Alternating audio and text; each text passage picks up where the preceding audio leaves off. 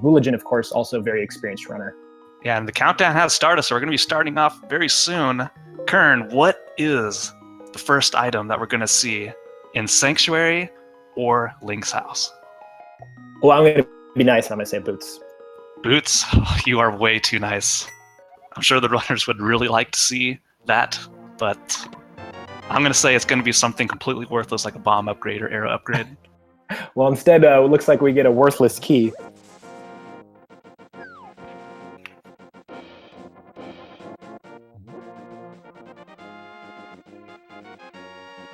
So we've got Kirito, he's just a boy, and runnerwatcher heading to Uncle, seeing what he has, while Vulajin goes from the Sank start towards Lost Woods. Yeah, really going top left, or sorry, not top left, starting from Sanctuary or heading over to the first part of Escape here, Uncle Chest, and yeah, Uncle and the Chest. Really not that big of a deal. It's mainly runner preference. Generally, the people who head over to Uncle first maybe are hoping for an additional bomb drop before heading up to Sank or elsewhere. But Vulajin heads in, checks what the Lumberjack has to offer, just a full heart container. Well, it's good news for those runners because it's always in the back of your mind if it's a key right there. Mm-hmm. Okay, so interesting divergence here. While Hesjustaboy runnerwatcher immediately saved and quit, Kirito headed out, maybe hoping for a bomb drop from a bush. I'm not sure if anything actually can drop in that location specifically. Maybe he knows something I do not. Here we go, a map from Vulajin in the bottom left is the map to Tower of Hera. So for those of you unfamiliar with Keysanity, all of the small keys, big keys, basically any dungeon item are now in the global item pool. You can drop almost anywhere. A couple exceptions, we can go over those later. And because of that, a few additional functions have been added to a couple of the items. One being the map will now show you whether a dungeon is a pendant or a crystal. And that information is going to be really crucial because, yeah, in Keysanity, the dungeon music is randomized, so you're not going to know what type of dungeon you have to deal with. So map checks will be a constant theme throughout as the runners get new maps and try to figure out what the required dungeons are. Looks like Kirito's trying to farm different places for drops, trying tree poles and guards.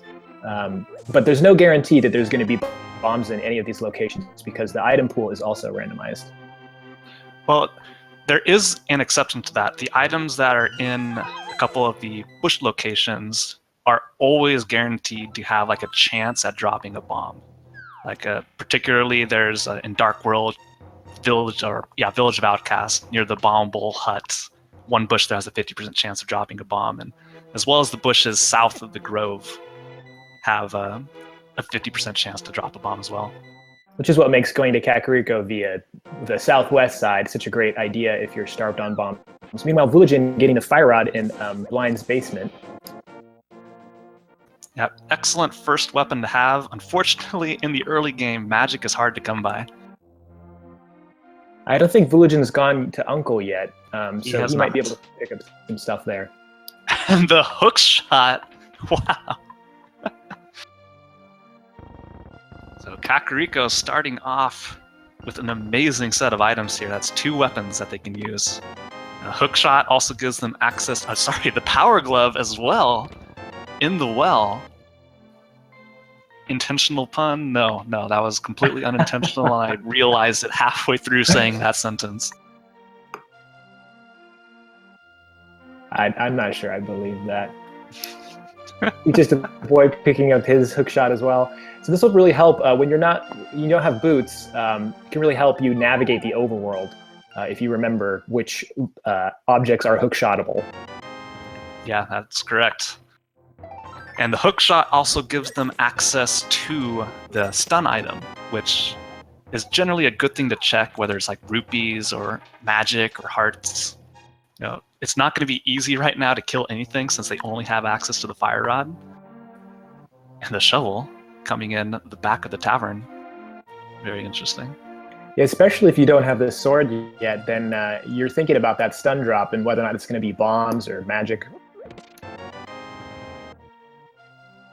I think early on here, with the fire rod being the first real weapon that they have, probably hoping that it's going to be a magic drop or something.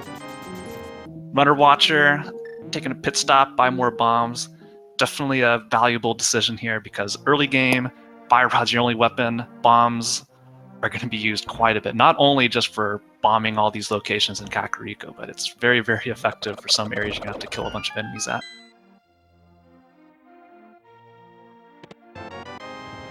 Kirito going into Blind's basement, trying to fish some bombs out of those chests, but doesn't have any luck. But when they go over to the well, I believe they'll get some bombs in the back. Actually, you need the bomb to get the bombs from the back. So Yeah. looks like they're fishing again. Yeah, Kirito just going to take the dive into the well, hoping to find a bomb drop in there somewhere. But unfortunately for him, not going to be what he's looking for. But that's going to be on the back of his mind for quite a while. So, but we know it's useless, so it's not going to be crucial if he forgets about it later on. Small key from the dig spot. Let's see, it's a small key to Desert Palace.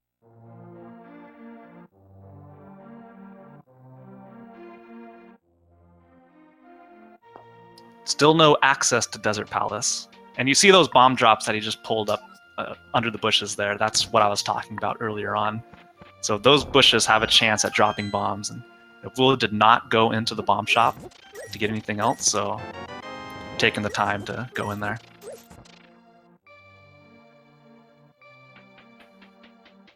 Now, so for the next little bit, Vula's going to be doing the majority of the trailblazing here, since Vulajin opted not to start by going over to the uncle. All three of our other runners have... Sorry, it's just Kirito's determination to find bombs under all these bushes is pretty admirable. Oh, there he is. He's going into the shop. Those rupees that he picked up in the well are coming through.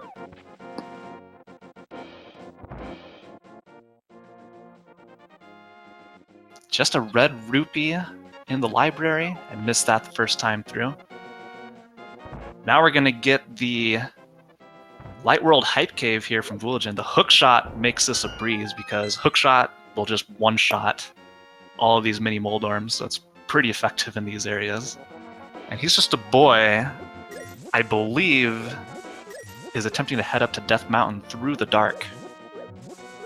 And the bow is inside the Light World Hype Cave. Wow. So the early game has been pretty generous, and the sword as well. The early game has been pretty generous on items, but not that many keys. So maybe those are all hidden away in the dungeons. Meanwhile, he's just a boy picking up a small key from an old man to the castle tower where Aga lives. But there are also 2 items shuffled around in those chests up there, and you only need 1 small key to get to them, so that might be in the back of their mind. Yeah, definitely. 2 small keys are needed to clear Aghanim, but just 1 is needed to get both of the items inside. And since we already know that the Lumberjack item is useless, the only reason the runners would have to go to Aga is for Dark World access. But given the latest set of seeds that's been appearing in these dailies, Aga has been pretty common.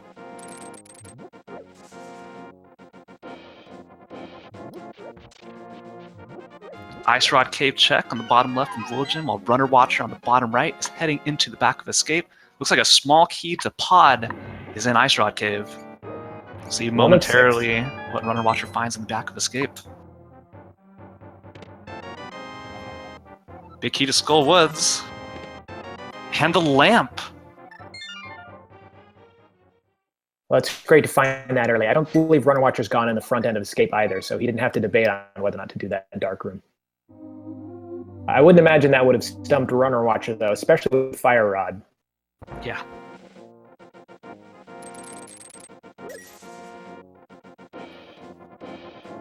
I guess I missed the book as well. The book appears to have been below below Paradox Cave here. And we've got Hype Cave number 2. Yeah, the menu. There it is.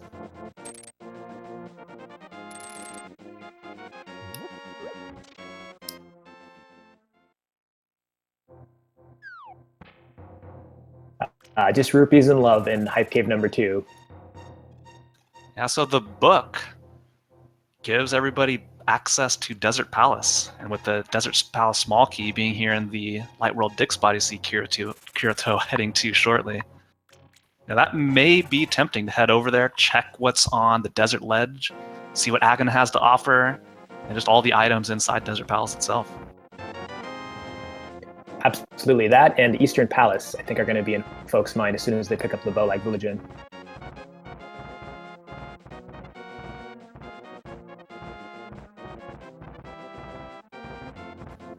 And so all the stuff that Hesjustaboy has technically sequence broken as far as he is concerned is actually currently in the logic because of where Lamp is located. So if he chooses to follow where the book is leading him, that could be profitable. Could also be problematic if the regular logic of the game routes in something like DP Big Key or Boots as well. Then he might have to double dip Desert Palace unnecessarily because of a sequence break. Well, Desert Palace right now is definitely in the logic given the location of the book, the lamp, and the small key. Now, Vulajin bottom left, doing some more trailblazing for us. Gets a bunch of rupees near the back of Escape. We'll be continuing on to see what's inside Zelda's chest. Oh, so Hesjustaboy found the Titan's Mitt. I completely missed it. I think that must have been like in Spiral Cave. Oh yeah, it was in Spiral, must have been. Yeah, I was heading over to attempt to do the Super Bunny Cave, took a death, but that's not slowing him down. Going to head over and attempt it again. I also got the map of Thieves Town in the beginning of Escape and the compass to Turtle Rock in Zelda's chest. Meanwhile, everybody else is congregated in Escape with runnerwatcher doing bomb strats to kill guards. Vulajin taking a death warp to get back to the beginning. Doesn't have the lamp, but does have the fire rod. Looks like he's going to attempt to do the dark sewers. There's one chest in here.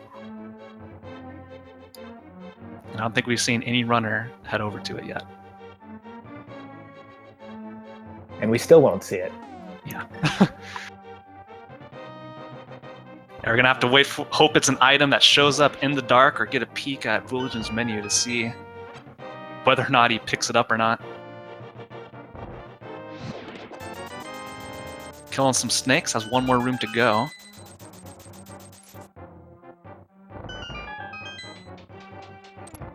Oh man. Okay, I saw some bats die. Getting a little low on health there. 1 heart and half remaining. There we go. Heads back into the other room to light the torch, but unfortunately it doesn't work in the next room. Has to be really careful here. He's close to the chest, tinking on it there. May have gotten it. Okay, there we go. He kindly lights the torch. It is a map of Pod. Runnerwatcher taking his intentional death warp, and we'll get to see just how much quicker that is when you can see your way in this dark room. Hesjustaboy about to pick up his sword and bow from Mini Moldorm.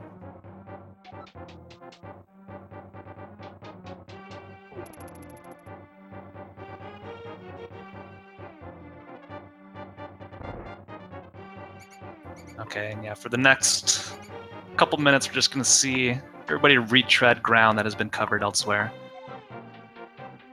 Vulajin picking up the big key to Skull Woods and his lamp.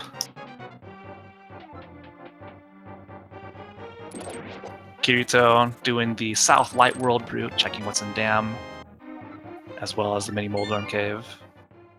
Runnerwatcher grabbed the sewer chest. Still no Dark World access, and quickly running out of locations to check. So Hesjustaboy heading over to Eastern Palace. Be able to check the 3 items that are inside Sastrala's hut, as well as likely venture into Eastern Palace itself if the hut proves futile.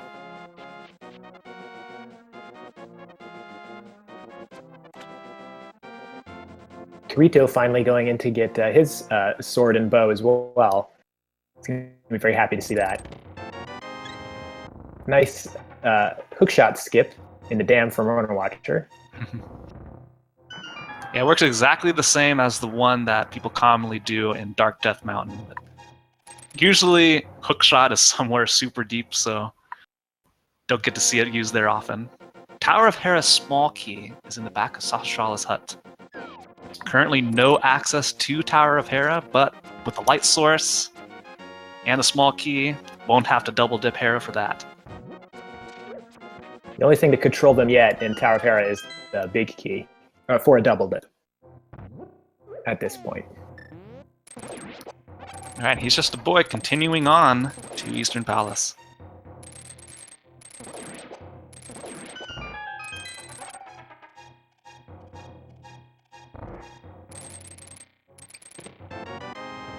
Looks like Kirito's heading over to Ice Palace, which I think is a good call. At this point, you don't want to leave this location behind. Clearing Overworld seems to be a great strategy in Keysanity. We'll see if they do fake flip after that. Yeah, in general, a common strategy for Keysanity is to be a lot more thorough than you normally would be playing a standard or open seed. That's because there's just so many more items that you need to find in order to enter Go mode. Like, you can be in item Go mode an hour before you enter true Go mode because of all the keys that you need. And picking up a small key to Dark Palace, which is the second of 6 that we've seen, that could be really key for Kirito, avoiding one of the double dips. I didn't get past you, did it? No, not at all. The door is over on the left. You can leave now. I'll show myself out. Have fun with the stream. All right, see you later, man. All right, he's just a boy heading deeper into Eastern Palace, and all of the excitement and horrible puns. I missed what was in the first chest. And Kirito doing fake flippers, heading over to the hobo. And now I really want Kern to come back, please. Okay, I didn't mean it. Coming back. Okay, all right. You actually didn't leave the door. Okay, you're still right here. Welcome back, Kern. Oh, thank you. You missed it. Kirito just did fake flippers, got some bombs from the hobo. Vulajin picking up his Titan's Mix and book as well from Paradox Cave, so maybe we'll see a Desert Palace move from them. Yeah, currently Desert Palace is on the table. The remaining parts of Eastern Palace are still on the table. So far, I haven't seen too much coming from Eastern Palace. So maybe, yeah, Desert Palace is the way to go. Breadcrumbs are pointing in that direction, it looks like. Kirito's already checked Agonal, but there is 3 other... whoa, no, this is Keysanity. There's more than 3 other items in Desert right now. It's 4 or 5. Yeah, that's correct. Yeah, an interesting switch of... sorry, let's see what this chest here. It's a small key, top right to Skullwood. Skullwoods, of course. No small keys are required in order to full clear the dungeon, but the logic assumes that you have access to all of the Skullwoods keys before Mothula is in the logic, just because of the possibilities of getting yourself into a key lock. But that's something I highly doubt any of our runners are going to run into.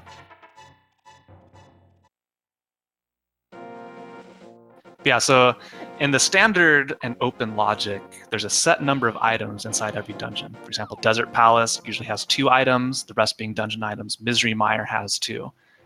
But in Keysanity, what's interesting is what was normally a low value location in terms of item density becomes a much higher value location because all those dungeon items are no longer present in the dungeon. It's like Misery Mire now has a ton of item locations. Desert Palace has a ton of easily accessible locations.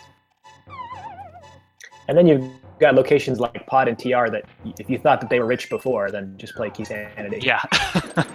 There are so many chests in Pod, and still, even in Keysanity, has a pretty decent chance of getting some default small keys in there.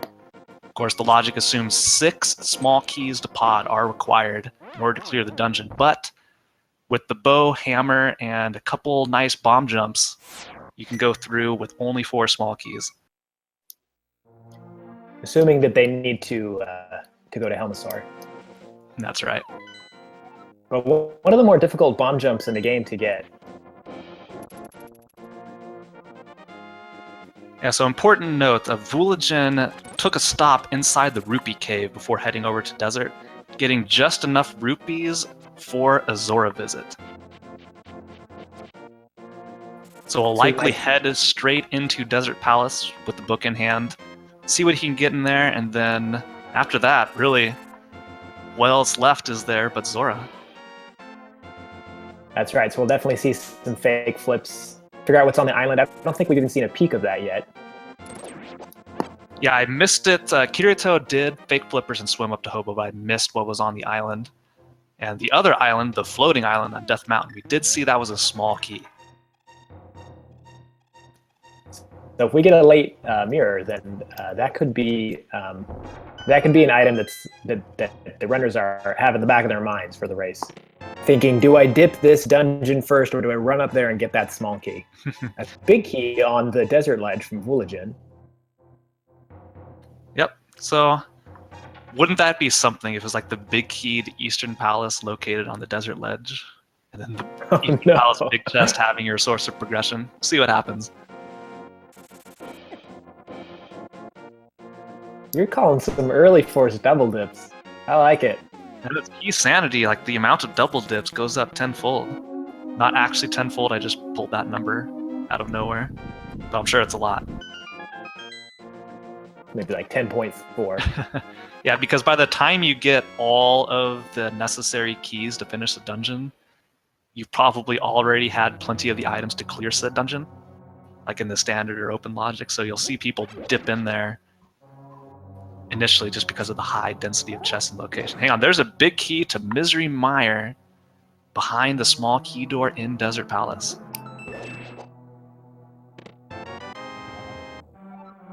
And another small key to Pod. Oh, and Mir from Vulajin. Excellent. Optimal timing to get the mirror there. Just gets to use it, go straight back to the beginning of the dungeon, head over and check the remaining locations.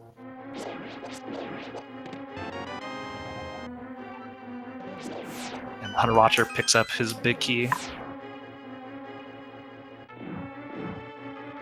Nothing interesting on the Desert Torch, just the validation rupee.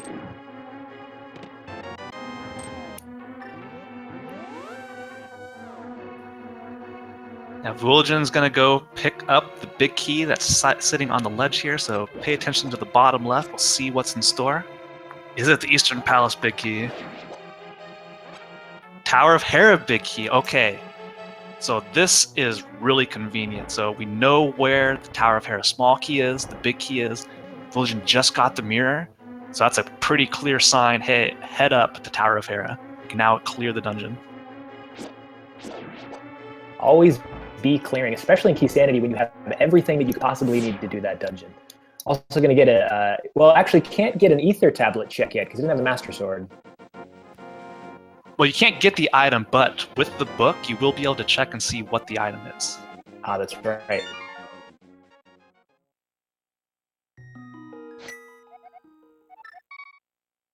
Now, I think currently only Hesjustaboy has the Tower of Hera small key.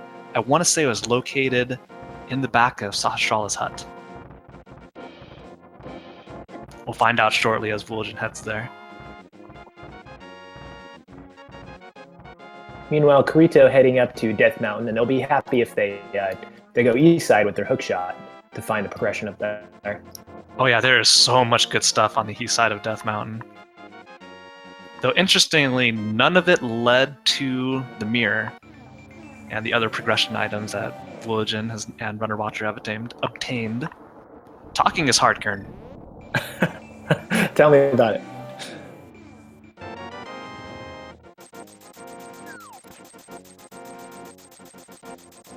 All right, we're gonna get a ether tablet check. Yeah, no Master Sword, but crap, I missed the text. Flute. Was it the flute? Save the duck to fly. That's right. the flute located in the Ether Tablet. It wouldn't it be really nice if they find the Master Sword in Tower of Hera and just head out there, immediately that would grab be the a flute little. upon finishing the dungeon? Oh, that'd be too nice almost.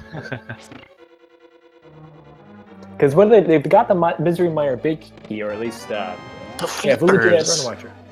inside Tower of Hera, but very important, runnerwatcher did not go over to Sastrala's hut and does not have the small key, so we'll not be able to check that last location in the basement. That could be Vulajin significant. has been over there, so we'll see. Vulajin not happy to see what was locked behind the Ether Tablet there. We'll be seeing from him if Runner Watcher needs to double dip into Tower of Hera once he finds that small key.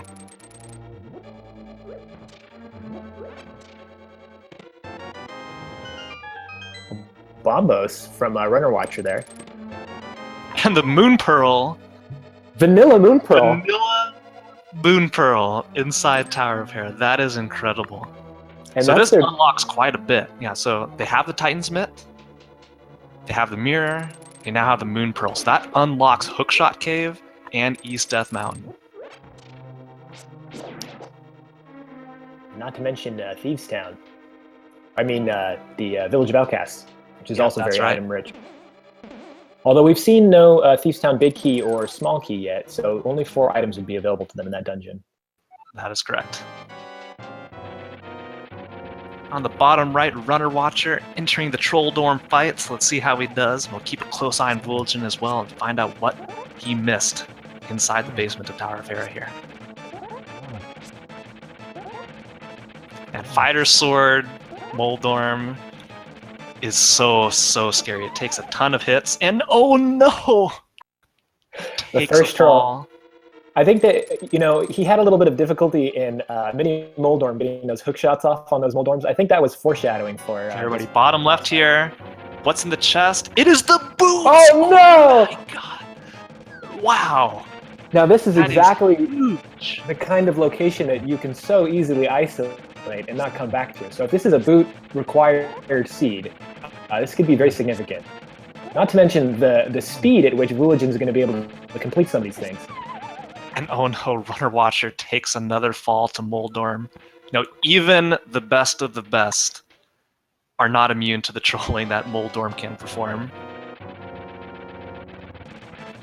Yeah, the boots being located in the basement of Tower of Hera, and since Runner Watcher now has all the tools needed to clear East Death Mountain, it's going to be quite a while before he will want to come back up here and check and see what's in the basement. Although, I bet you when he comes back up for his flute, that might be an opportunity for him to think about that basement chest. Yeah, for his sake, I hope so.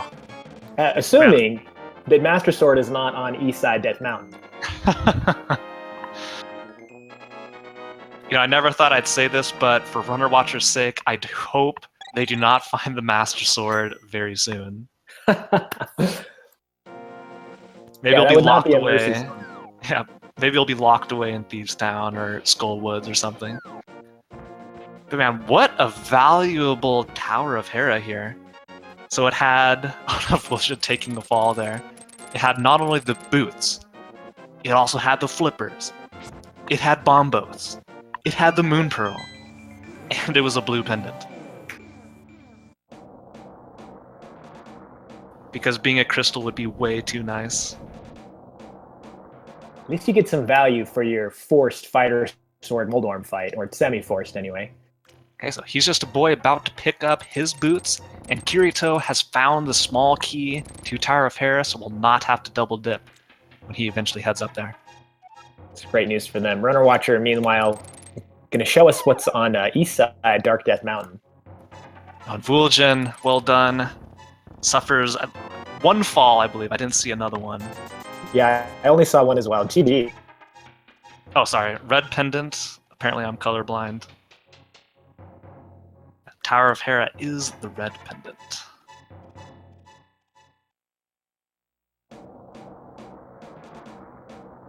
Gonna get our quick Turtle Rock medallion check here on Runner Watcher. Is it Bombos? It is Quake default, so still no access to Turtle Rock. And now we're going to see him drop into Hookshot Cave. And hopefully Runner Watcher remembers that there's a small key on the floating island. We'll likely see him go for that as well. A bottle located in Hookshot Cave, that unlocks the Bottle Kid, which we have not seen yet, as well as a small key to Swamp Palace. Full heart container, and last but not least, another full heart container. That is So a let's see, wonderful Runner key, Watcher heading out. I wonder, has he seen... Okay, no, here we go. He's going to check and see what is on the floating island here. Vulajin heading up to Zora.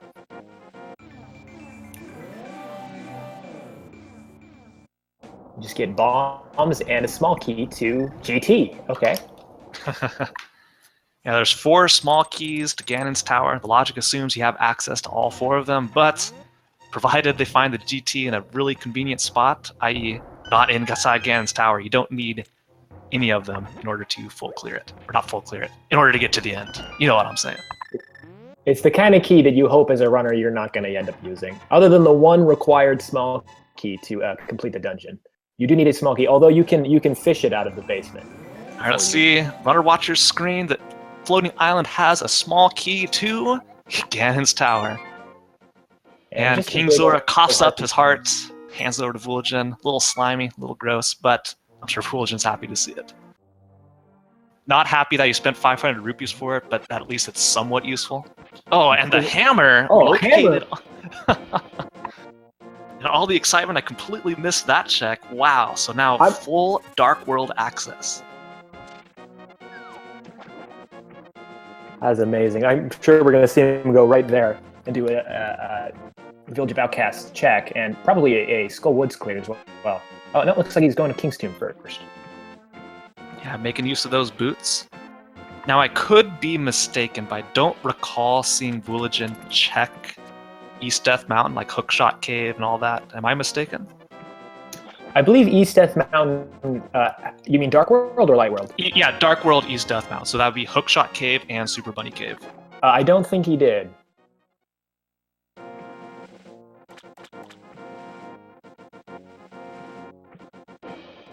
Well, thankfully, a bottle was located inside King's Tomb, so we'll still have access to the Bottle Kit if that was something. He's just a boy not far behind Runner Watcher on their Dark World ascent through East Death Mountain. And missing that difficult hookshot skip in that cave, it's a really difficult trick to pull off, but if you can get it, it just feels so nice. You know, I think the randomizer developers keep patching that trick in and out because sometimes it just happens. I get it without even trying, and then I'll do like 5 scenes in a row where it's just impossible. Oh, sure. Blame the devs. Yeah, it's all their faults. That's a trick that you can easily cancel that block with the mirror, but it does take time in the item menu, and it's just cool as heck if you can get it. So I'm sure that's why He's Just a Boy went for it. Vulajin heading into Skull Woods. With the Fire Rod, this can be fully cleared. Of course, with only 8 hearts, it's not going to be a cakewalk, because Mothula is absolutely terrifying. Fighter Sword, no half magic as well. Yeah. So I am curious if Will's going to go in and try and knock it out. Runner Watcher buying some love and about to pick up their hammer as well. As with a small key to Swamp Palace being located inside Hookshot Cave. And yeah, Vulajin did skip the east side checks. Hopefully that doesn't come back to haunt him later on. By the way, that chest Vulajin just picked up in Skull Woods, even in Keysanity, that is guaranteed to be a Skull Woods small key, no matter what, just because of the possibilities for a key lock. And that was another default small key to Skull Woods. So that's it. That's all of the small keys that have been found. So that means Mothula is now in the logic. And it looks like we must have got a map check that we missed. Chat's calling out that Pod's a crystal. It is indeed. And I didn't see, but it looked like it was pendant on Thieves Town. Did I miss that? Yeah, Thieves Town was the green pendant. We got that info from Sastrala. There was also a map for Thieves Town, but of course, you're going to get a map for something that's already easy to find out, talking to Sastrala.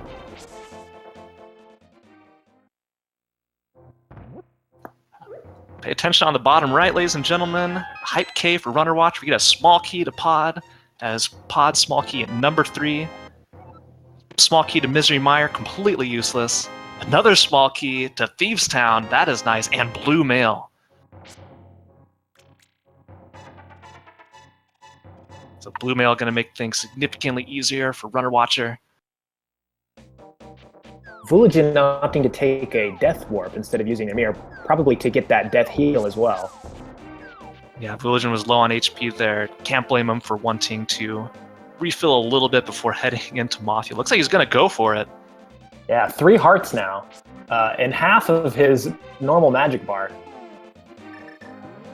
Yeah, and Runner Watcher going to put that small key to use. With the hook shot in hand, yeah, Runner Watcher can full clear Swamp Palace. Actually, wait, did he pick up the hammer? He's down here, he has to have had to.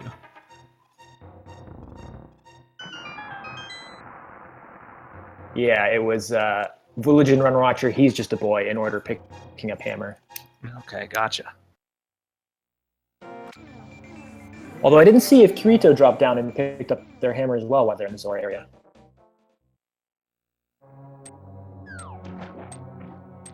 So we'll see momentarily. Yes, Runner Watcher does indeed have the hammer. A ton of item locations inside Swamp Palace. Get the Ice Palace maps. We'll find out what that is after this. Oh, and I like this on the bottom left. Vulajin opting to bombos all of the Gyptos there. It's way, way faster than trying to kill stuff with the fighter sword and way more magic efficient than killing stuff with the fire rod. Looks like we'll be entering the Mafia fight with approximately half magic. And he did pick up a potion from King's Tomb. I want to say it was a red potion, so that'll make things a little bit safer for him.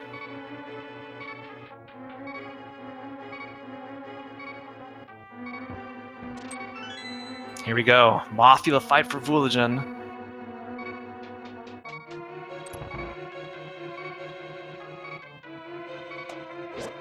Good fire rod shots here.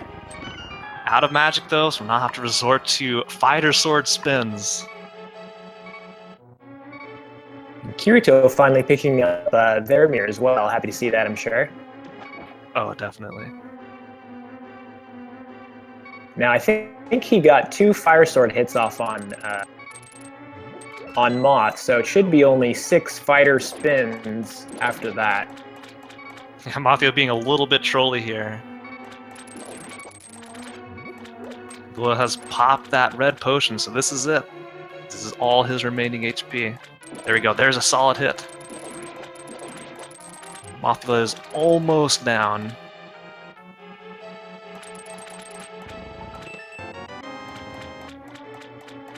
There it is. Well done. See if Mothula is just drops bombs. Is it a crystal or a pendant? It is indeed a crystal. And Runner Watcher, instead of heading over to the left side, is just heading straight to Argus.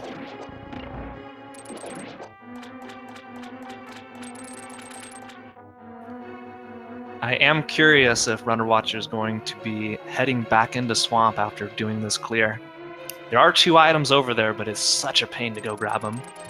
And Vulajin on the bottom left, heading in to check the pedestal. What do we have? Oh, they is know it going to be a pen want. required seed? It is a golden bee in a bee. bottle. Well, I'm sorry everybody, but no, this is not a pedestal required seed. Head is dead. We're gonna have to find some other kind of troll scenario in this seed. And that troll being they have to clear all of the pendant dungeons anyway to get items. Got a big key in Swamp. Oh, that was the default big key from Swamp House and Runner Watch. So I bet you they are going to drop back in. If they weren't planning on it before, I bet you they will now that they got that big key. Oh yeah, he's definitely going to head back in now. That's now 3 item locations. Definitely worth a revisit. He's just a boy taking a slightly different strat to conserve magic, heading up to Mothula by employing the lantern.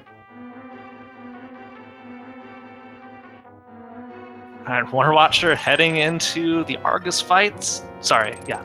Oh yes, I had that right. Argus fight. I mix up Argus and Vitreous all the time. But with the fighter sword in hand, you could opt for sword spins or this fancy mini wing switching between the hookshot and the hammer. Either way, it's a really annoying fight. You know, I can confuse them all the time too. I think it's their eyes. Should I That is leave a again? question I've had. Why are there so many bosses in this game that are single eyeballs floating around? You know, I think I have an answer to you. There's a Japanese mythological creature that's either one big eye or made up of many eyes. Many of the bosses in this game and in other Zelda games are pulled from different mythologies from around the world. I have no idea if you're making that up or not, but I like it, so I'm just going to roll with it. I'm almost positive I'm not making it up. Eastern Palace Big Key from Vulajin in Thieves Town. And apparently he picked up the Master Sword as well. Completely missed that. That must have been the first chest in Thieves Town or outside in Village of Outcasts. But you know what that means? An Ether Tablet revisit for that flute. Aha! Get that swag back. Which means, moment of truth, if they're going to go back down into the basement. It was Vulajin, right? Or runnerwatcher? Now I'm getting confused. Vulajin. Yeah, oh no, that's sorry. right. runnerwatcher has not been to the basement in Tower of Hera. So I sincerely hope that once he heads up there for the revisit, he'll opt to dip in there. So we're getting an update. It was the C-shaped house that had the Master Sword. But I don't believe runnerwatchers picked up their small key yet to Tower of Hera, so depending on what order they get the Master Sword in, this could still be terrible for them. Yeah, that's right. Remember, Sahasrara is the holder of the Tower of Hera small key, and by sequence, the boots as well. So it's a pseudo-default boots location. You have to go visit Sahasrara to get the item needed to go get the boots. Here we go, runnerwatcher. What's in the big chest? It is a bomb upgrade. And there we go. We'll be continuing on to the right side. Or sorry, the left side directions, ladies and gentlemen. Kirito going into Tower of Value, opting to take the vanilla drop, which is not a bad idea when you don't have boots. Tower of Value, I like it.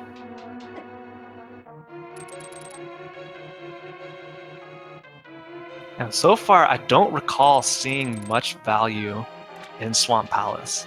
It is a crystal, so they're going to have to clear it eventually. There was an important small key or big key. Oh yeah, that's right. There was the default Swamp Palace big key was in here. Oh, that's right. Oh, did you just see that on Kirito's screen? Oh man, I've never seen Trolldorm troll you in that way. So, in case you missed it, he got bounced off of Moldorm after dashing in, and then over the rail into the pit. That was incredible. I'm sure Kirito doesn't think that. I've definitely been bounced off of Moldorm, but I've always bounced off back onto the platform, which is kind of common. Yeah, but back onto the platform over the railing, that's something new. Yeah, that might be a first. And oh no, unfortunately takes another hit.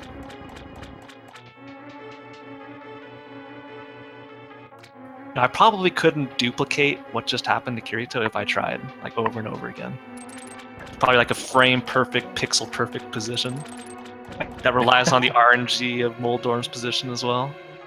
The exact kind of trick that you don't want to be able to execute. Oh no, taking the most hated Trolldorm fall you can have. Oh yeah. Down the middle, drops you 2 floors. There's the magic powder on the left side of the swamp on runnerwatcher screen here on bottom right. K45's got a small key to GT, number 3.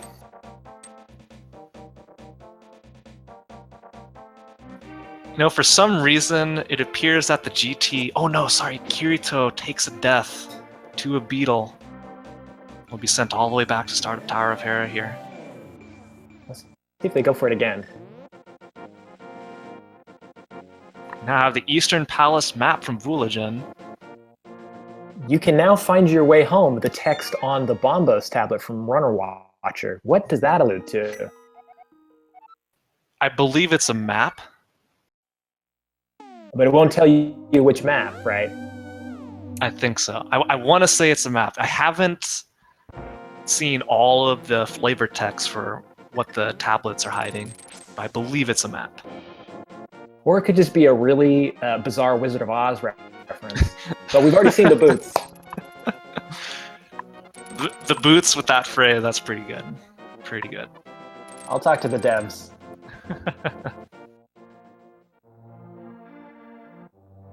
Here we go, Runner Watcher heading into Village of Outcasts. So we'll be picking up his Master Sword soon, and that's going to be the key to heading up to Death Mountain and hopefully dropping back into Tower of Hera, getting those boots. We still don't know if boots are required. So apologies, I was wrong about Hesjustaboy having gotten their hammer already. They're going to Zor for the first time now, buying their love and getting that. It's a little hard with four runners to keep them all straight in your mind.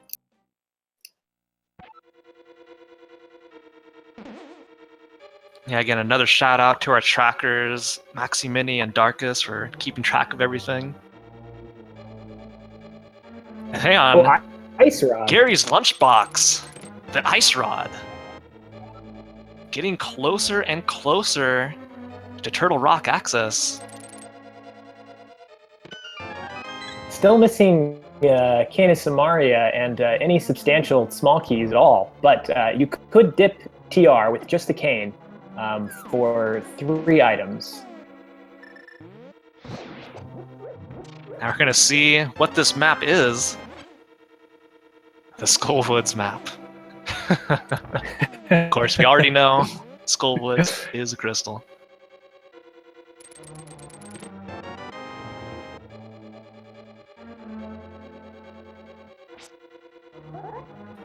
Kirito has finished off Tower of Hera. See where he opts to go to next. GG's, that is a hard fight. Especially with the fighter sword. Man.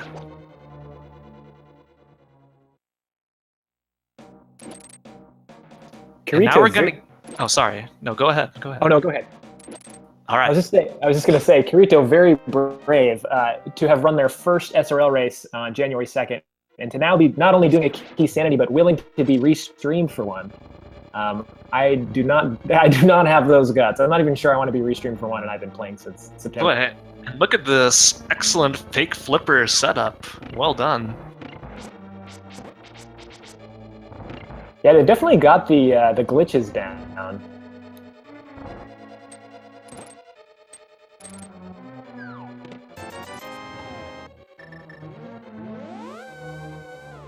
Right, he's just a boy. We'll be heading into Hype Cave.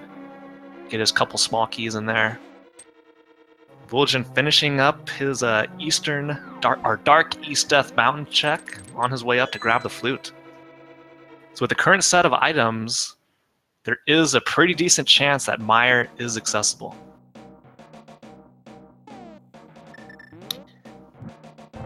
Somewhere close to a 66% chance. 0.6666, etc. It's actually, I'm going to be really pedantic here. It's actually a lot higher than 66% because of the way that the logic works. So if you have the pendants, if you have 2 pendants, it's more than 66% chance likely that you have the 2 pendants necessary for whatever dungeon you want to go in, just because you have them, by the virtue of you having them. It's that breadcrumb effect. Oh my gosh. See, now I'm having trouble talking too. All right, the statistical madman with the answers. So you're saying it's like 67% chance. Yeah, right, exactly, yeah. Here we go, bottom right, Runner Watcher. Heading into Mafia with a full magic meter. Gets quite a few hits, and now one smack to the face with a hammer and Mafia goes down. That was a beautiful fight on his end. What a complete show off.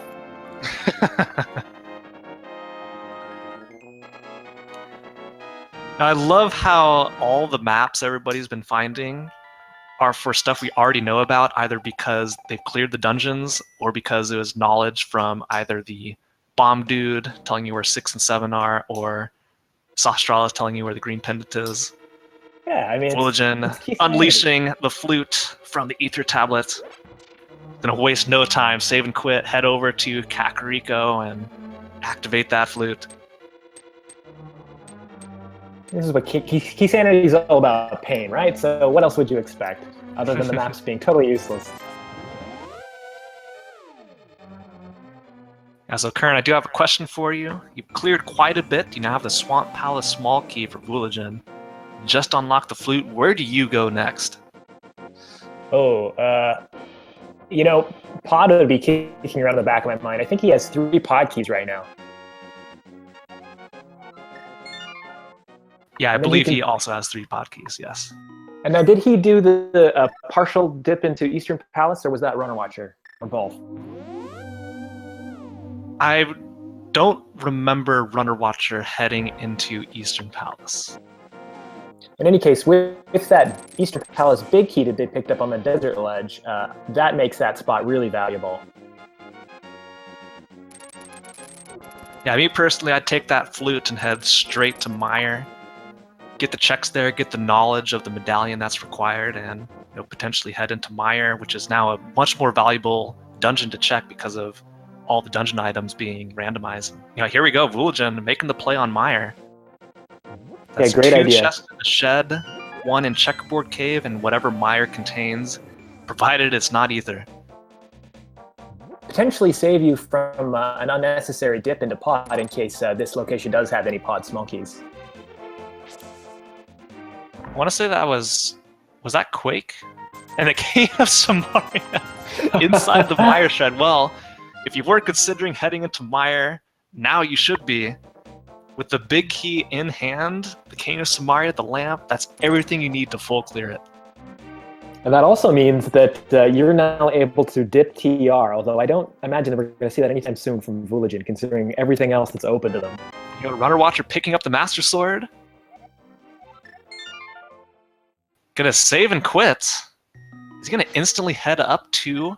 He is, to get the flute. And Vulajin has just picked up the big key to pod inside Checkerboard Cave. So man, with the bow, with the hammer, 3 small keys, and the big key, look at, he's taking that as a sign, heading straight there. over to pod.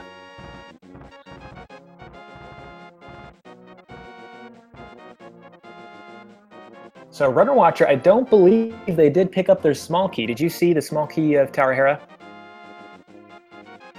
I have not seen Runner Watcher head over to Sastrala. So this will be a moment of truth of whether or not they did, and if they did, they remember that the basement is unchecked. Otherwise, they could be isolating this item for quite a long time. Yeah, I still remember, so far, I believe Boots have not locked away any keys or any required items. We know it's not needed to clear Desert Palace. But still, there is a possibility that boots are still required if, like, the torch item in Ganon's Tower is something, or... Actually, I think that's the only thing left, is the torch item in Ganon's Tower. Yeah, I think you're right. So other than just movement speed, which is important in a speed run, we'd be looking for the GT torch having some kind of progressive item. Since this is not standard or open mode, we don't care whether or not the GT big key is there. I mean, it could be there. We haven't seen the GT big key. Yeah, GT big key can be literally anywhere except past the gauntlet in GT itself. Of course, the one place you never want to see the GT big key in a Keysanity race is inside Ganon's Tower. And that'll absolutely be the last place you check for it. Yeah, when you get to your 7th crystal and are still locking that Gans Tower big key, you have a big decision to make. Do you make the gamble that's NGT or start clearing pendant dungeons or random one-off overworld locations before heading up? You got a Runner Watcher with the flutes, and yeah, lacking that small key. We'll probably not be seeing boots. Well, possibly never at this point. Looks like we're getting a first-time pyramid ledge check, I believe, from Kirito. That's right. Most likely on their way to pod.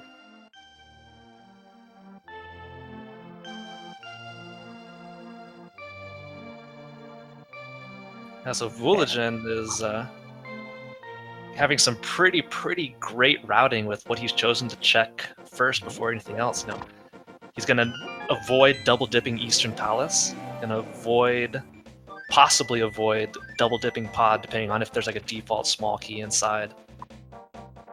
Some nice hook shot speed. Avoiding the double dip in Eastern Palace was a great play on his part. It's a risky move not to do EP when it's so open to you so early in the game. So the fact that he's able to do it all in one go here is pretty significant. And I know Vulajin really tends to favor like the early Eastern Palace check because of how likely it is to have some sort of progression early game. But given the way the seed has played out and what they've had access to early game, he didn't really have a need to head over and check Eastern Palace. He's been able to check everything he's wanted to so far. Seeing a turn-based Argus fight.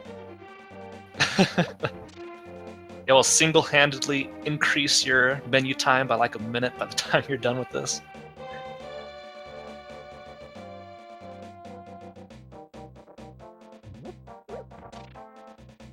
And Red Rupee Catfish.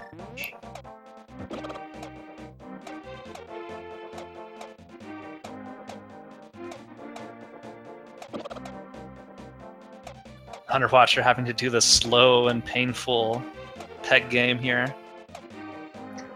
So if the race between Vulajin and Runner Watcher comes down to like 10 seconds, we'll know it was because they weren't able to do the pegs and the hammer and the boots. I mean, as well as all the other things that the boots gives you in terms of speed. But it's really going to be that one thing right there. Yeah. And by the way, I completely missed this earlier on, but yeah, Misery Mire is locked behind the Ether Medallion. So that's why Vulajin did not head in there for that.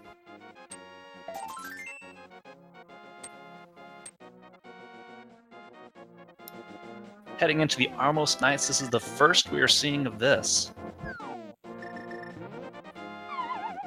We'd have a map for Eastern Palace, but we haven't gotten a map check, so we don't know if it's crystal or not yet. Momentarily, there's a small key to Turtle Rock. That small key at number 2. And a crystal. And Tempered Sword from the Magic Bat. Whereas Magic Powder being locked behind the left side of Swamp, literally as annoying of a location as it could possibly be.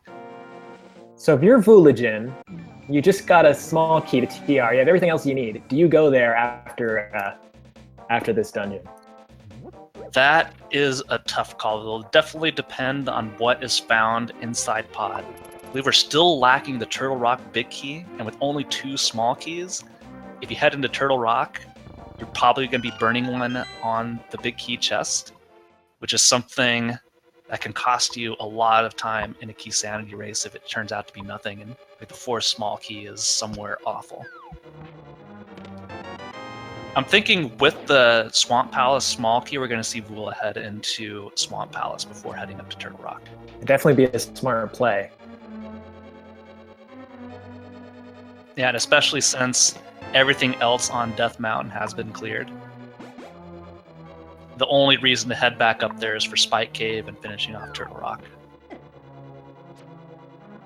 So if there's anything to do elsewhere, we'll probably see him do it.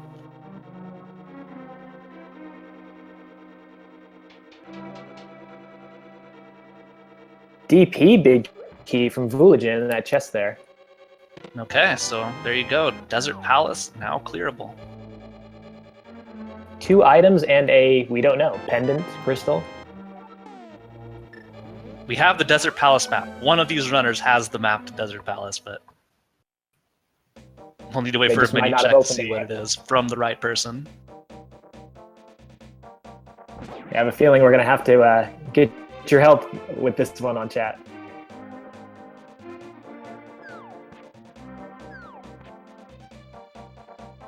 Yeah, so with 3 small keys, if there's no default small key inside pod here, Vul is going to have to make a decision to either check one of the chests in the back, so that'd be the, let's see, yeah, it'd be the chest south of the turtle room in the back of pod, or head on to Helmasaur King.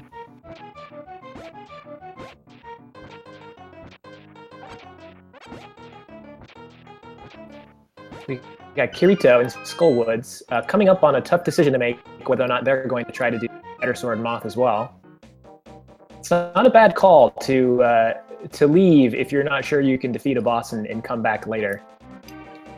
Yeah, I just want to point this out on Vulajin's screen here. See him heading up through this room for a second time, and that is because you need to avoid using the small keys when you're lacking them. So by heading up the right side, you're able to skip using a small key through the front door. So that makes one less small key you're going to have to find later on. We'll likely see him also hammer jump in order to get over to the dark maze. That will prevent another small key from being used. So really, Vulajin just needs one more small key to full clear this dungeon. Which he may find in pod, who knows? Yep, there's still a couple more chests and 3 pod keys unaccounted for. And this is going to be the moment of truth here, whether or not Vulajin decides to head south of the turtle room.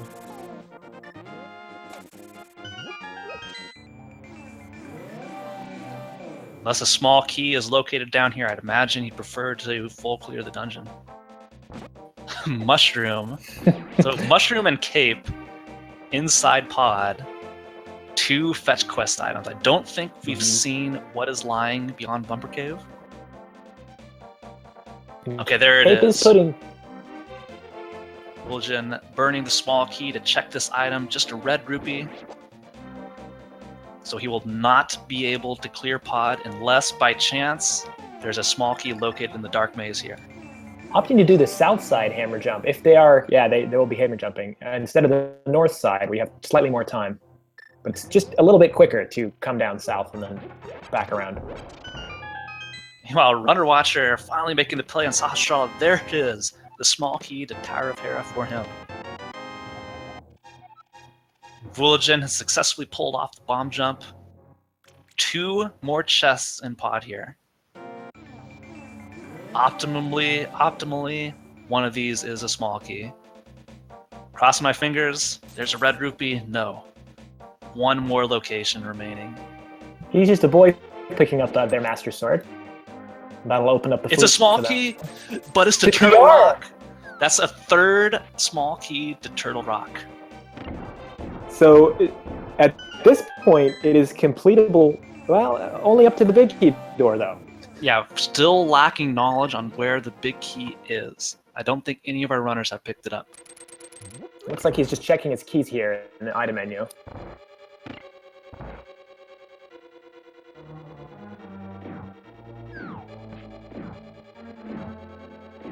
And if he were going to TR, I would have, been expecting him to mirror and flute away. So maybe realizing that he wants that big key if he can get it first, and maybe opting for some overworld locations. Yeah, Vulajin can head through Desert Palace, full clear that. You can go into Swamp Palace, full clear that. And has quite a few overworld locations remaining.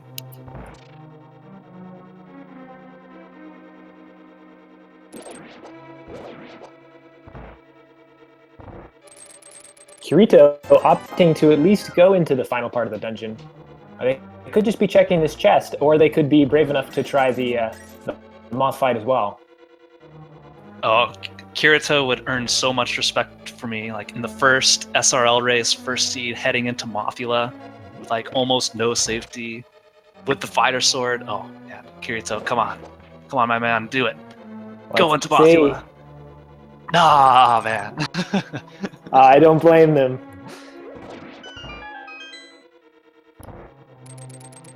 Also unsure if it's a crystal. I think that's what they were checking there. Oh, could go in! Yes. All right, Kirito. You have brought much honor on your house today. He's just a boy picking up their boots. I mean, their flute, excuse me. Already got their boots. Well, look at this. Vulajin heading into Aga Tower. With one small key, there's 2 chests in here you can check. Not a bad play at this point to just take some time, do what overworld you can before you commit yourself to a potential double dip. So item 1, nothing of value. Kirito 3 hearts. heading up to Mothula with 3 hearts. Oh man. Dropping in. All right. May the spikes be ever in your favor, Kirito. We're rooting for you. All eyes on the top left. Give it up for Kirito. Still has a red Potion. potion. Excellent. Potion. All right. One more fire rod shot, maybe. There it is. One of those might have been canceled. But I'm hoping so hard he finishes this off. Come on, Kirito. Show him that fighter sword. Good idea doing slashes here. Spin slashes will do twice as much damage to Mothula, but it's a lot harder to dodge his beams and the spikes. What a sick dodge! Dodging the spike and the Mothula beam. Oh man. 4 hearts remaining. Mothula's low on HP here. Come on, Kirito. Another successful spin attack. 1 heart remaining. Oh man. A valiant effort. Absolutely. But unfortunately, Mothula gets the last laugh today. Very close one. Not opting to go right back up there again. Now having no safeties, no magic. I totally understand that. But once they pick up their Master Sword, maybe Tempered, they're going to come back here and have a great time with that. TR small key from Runner Watch. Did we already see that one? That was at Eastern. Yeah, we did. Yeah, that was Eastern Palace. We've already seen that.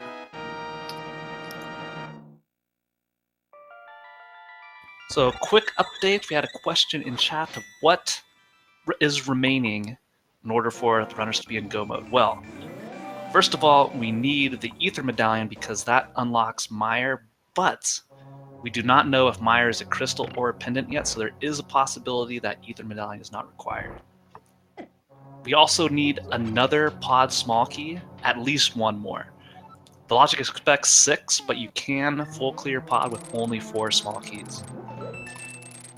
Also looking forward for that Turtle Rock big key, that is required, and of course the GT big key. And we still don't know for sure yet which of these dungeons are required.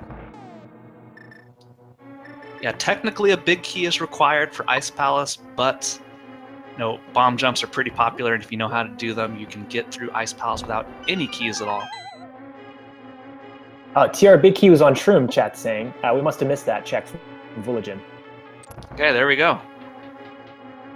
So it looks like they're still opting to clear some overworld locations while they're here, but I bet the next thing they're going to do is run on out to TR. TR is looking more and more tempting, especially now that you can full clear it. There are a ton of item locations up there.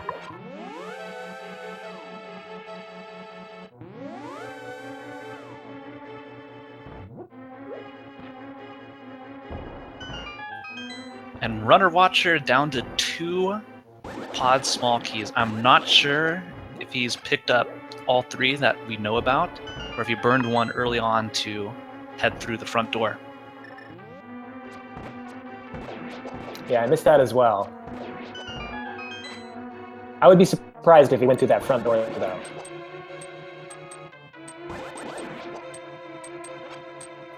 Okay, back to the Mire area for Vulajin. We'll likely see him mirror out and head into finish Desert Palace. And after that, you have a couple options of where you want to go. You can full clear Swamp Palace, full clear TR, both pretty tempting.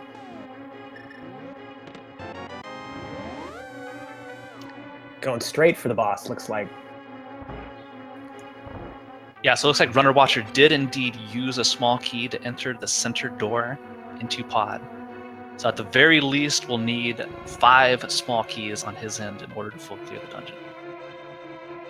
So it's worth pointing out that at this point, I believe that Vulajin would be in go mode if this were a normal seed, but we still need those keys.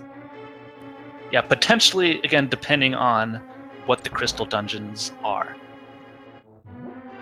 It's been a pretty nice seed so far as progressive items go.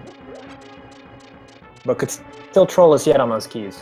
I mean, I'm still hoping for GT Big Key on the Torch and Ganon's Tower. Oh man, you are a cruel, cruel man. Forcing the required boots, with the boots being out of the way in Tower of Hera basement. Oof. I just want this to be entertaining.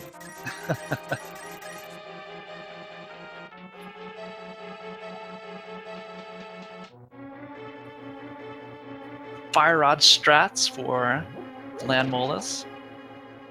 2 down, we'll have to resort to sword spins for the last. You know, Runner Watcher setting up the hammer jump. And still has. Those are silver arrows. Off of Land Molas and a crystal.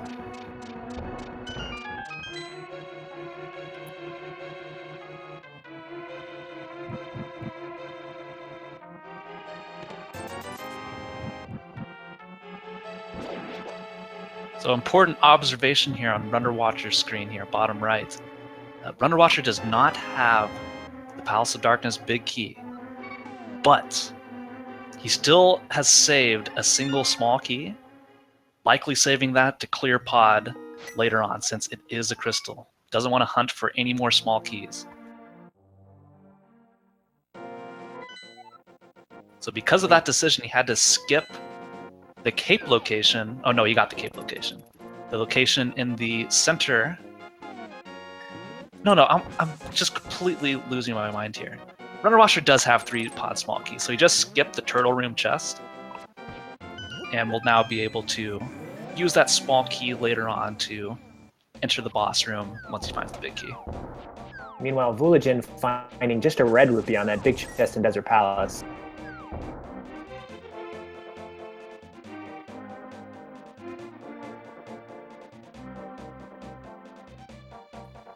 Yeah, we'll be heading into Swamp Palace. I like this play.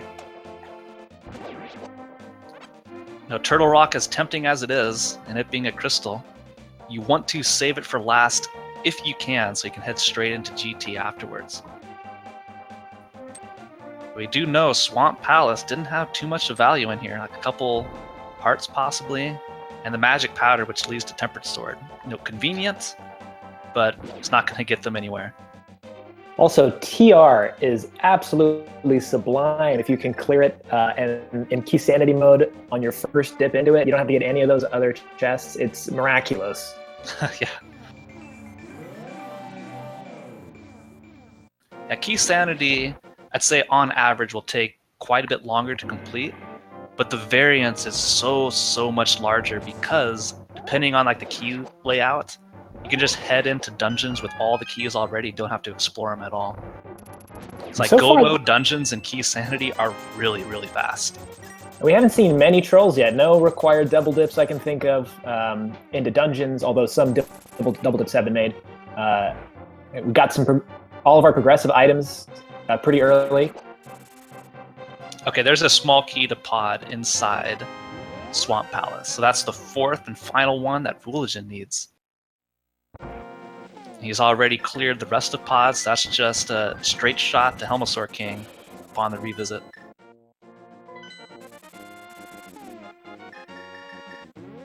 Runner Watcher gonna turn in the mushroom here, get his Turtle Rock big key. And Hesjustaboy going through their first dip of pod. So we'll see if we're gonna get some hammer jump out of them as well. Yeah, Kirito not far behind. Now, Kirito seems to know quite a bit about the randomizer strats or NMG strats, so see if he continues to pull through with some impressive stuff. If Kirito manages to hammer jump, I'm gonna be so jealous because it took me forever to learn how to do that. Are you kidding me? Just started. Yeah, 1 month in, you're getting the hammer jump, and you're brave enough to go fight Mothula with a fighter sword. I love the attitude here. That is such a Kirito thing to do.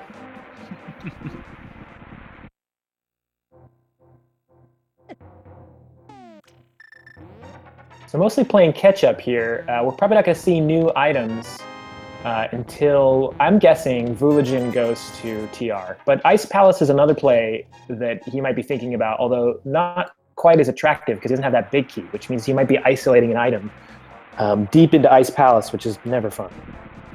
Yep, that's right. Everything else in Ice Palace is accessible if you know how to do the bomb jump, including Cold Stare, which the bomb jump skips the requirement for the big key. Yeah, no big key, no matter what you know, you cannot open that big chest. And Ice Palace is definitely not a dungeon you want to revisit. That being said, I'm hoping Ice Palace is a crystal, and that the big key is found within Ice Palace, potentially the default chest. You talking about big key for Ice Palace? Yeah, the big key for Ice Palace. Ah, you're so nice. We've only had a few default key locations so far. We need a handful more. We've seen the default Goldwood small key, that was completely useless. The default Swamp big key, which I believe turned out to be useless. Yep. And if anything, it kind of trolls you a little bit because it encourages you to dip back in if you skip that left side.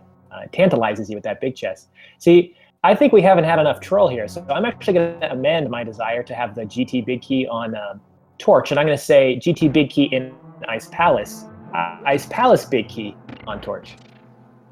No. You monster. The I'm sorry. forced GT double dip. Ah. I'm sorry, but somebody has to say it. Somebody has to speak what their heart truly desires, and I'm just the voice of the people here. That's definitely a possibility and has happened before in these dailies that we've been running for like the last month or two. There have been times where forced double dips into GT were required in order to find the GT big key. And I remember one of those double dips sent you to Ice Palace after entering GT, so maybe we'll see it again here. Let's hope so. I think in in normal randomizer, you can never have more than 3 forced dips into GT. And that would be an insane scenario. But in Keysanity, things get a little more bonkers. Yeah, if the stars align in the wrong pattern, you can be going in there several times. Or the right pattern, depending on how much of a say it is. Okay, I guess it depends like what your perspective is. From the perspective of a runner, it'd have to be pretty bad, but from all of us here watching, yeah, we want to see them suffer a little bit for our entertainment. Right. We want some drama.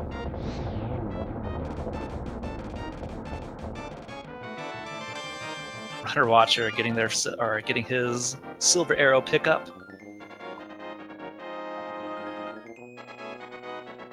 With this many maps, this many locations checked, I believe nobody has gone to the bomb vendor to find out what crystals 5 and 7 are.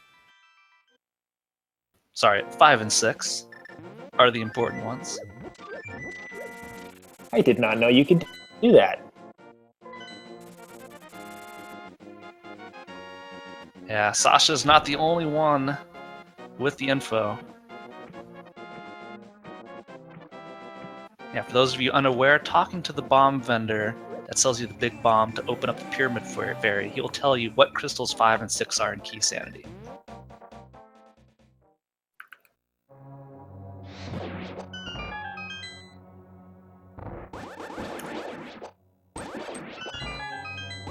Okay, I missed it on our trackers. Yeah, Ice Palace is apparently crystal number 6, so, or crystal 5 or 6, one or the other.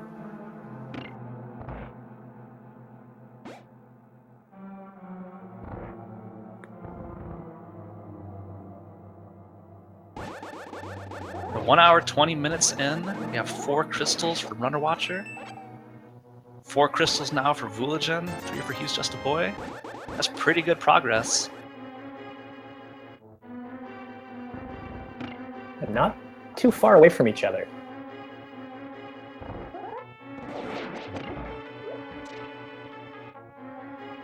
Kirito just missing the flute now and the Cane of Samaria, and they will also be an item going.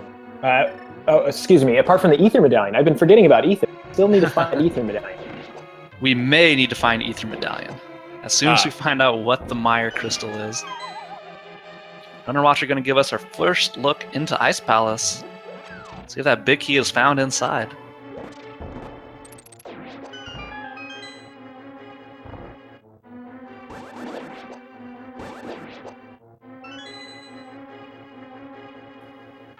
A moment of truth coming up for Kirito. Uses the small key to enter the turtle room. And thinking about the hammer jump. Oh, is he gonna hammer jump? I'm gonna be so impressed. You got this, Kirito. Okay, darn. If you haven't practiced that jump, it doesn't take long to get, in my experience. Like maybe an hour concentrated practice and you can be hammer jumping away. But if you haven't practiced it before, it's might as well be impossible. Hesjustaboy, the first to finish off Pod. That's his 4th crystal. So really tough to call now who's in the lead between Vulajin, Hesjustaboy, and Runner Watcher. You both have a different set of dungeons they've cleared. Okay, that was another small key to Pod, was it? Small key, map, compass, something like that. I don't know. It was something to Pod. Located in Ice Palace. Hesjustaboy might be the first to dip into Misery Mire, but it looks like they're going to clear desert first. Well, Hesjustaboy, I believe, still is lacking that Ether Medallion, unless it was off of Helmasaur. Right. I did miss the Helmasaur item. So it is wait for a confirmed. menu check here. Hesjustaboy. It is confirmed that Misery Mire is Ether then. Is that correct? Yes, Misery Mire is the Ether Medallion.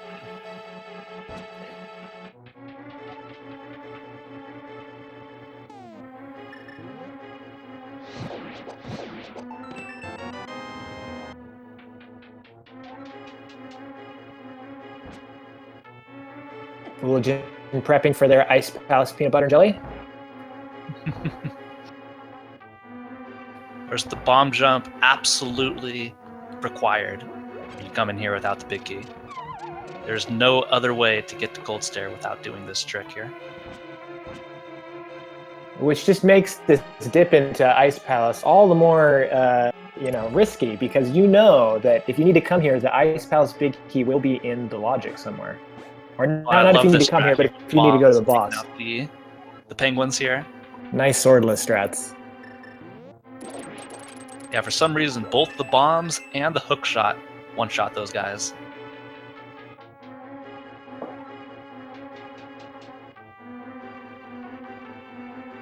Seeing a little bit of a different route here.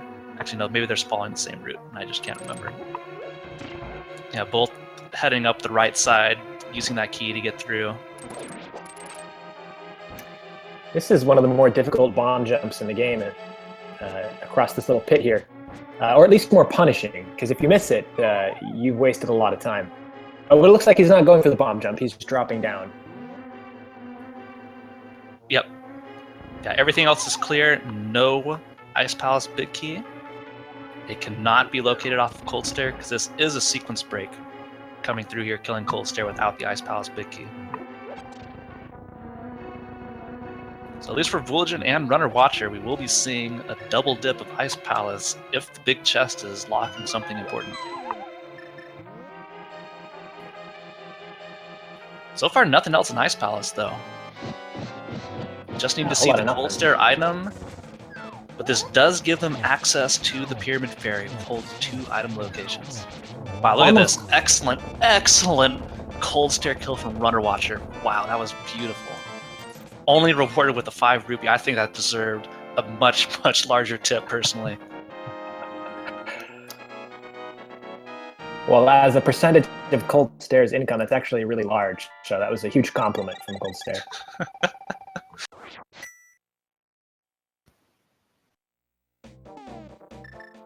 There we go. Ice Palace cleared from Runner Watcher minus the big chest item. Now has access to that Pyramid Fairy. He's quickly running out of locations to check. Hesjustaboy also going for the Sequence Break Ice Palace. Not a bad decision at all. Especially when you know it's a Crystal 5 or 6, which gives you access to 2 more items. Yeah, if it's between that and potential dip into TR. Yeah, Runner Watcher returning to Pod. I did not catch if he's been over to the Mire area to pick up that big key yet. But he did leave a couple locations unchecked due to burning that small key to enter through the center. Find out soon if he has it or not.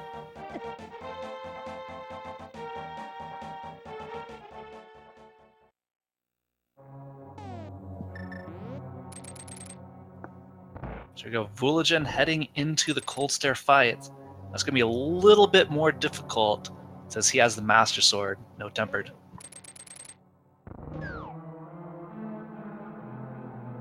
Meanwhile, Kirito about to pick up there. I believe it was a TR big key that we didn't get to see before. I'm not sure. Yeah, I think he turned in Mushroom, or did he forget to do so? Oh, he did.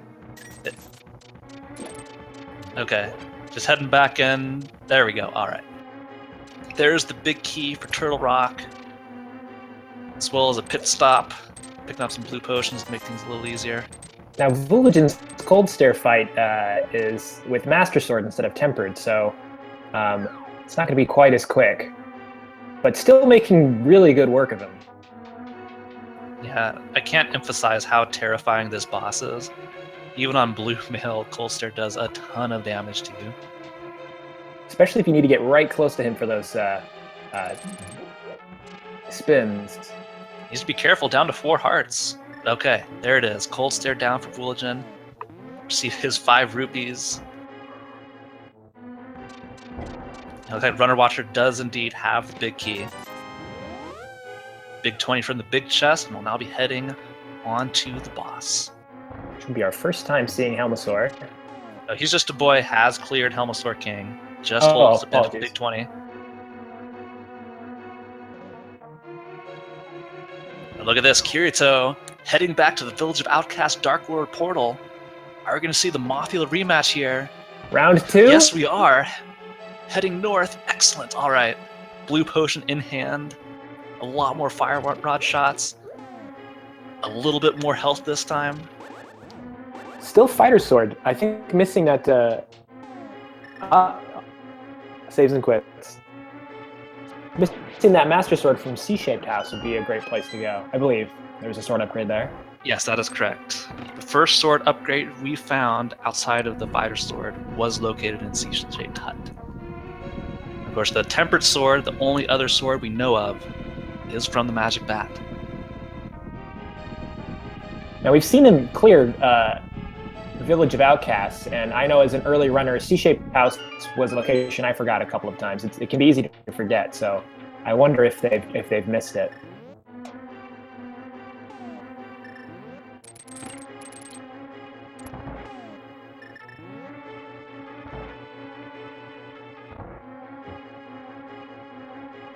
Double-chested fairy coming up from Vulajin.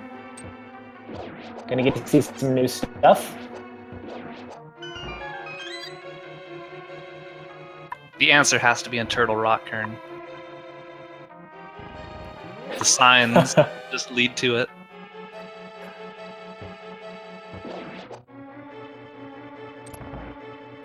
A map of Ganon's Tower, the most useful map in the game. Oh man! So Am I correct that the one thing we're missing here is the GT big key, and the ether medallion? GT big key, the ether medallion.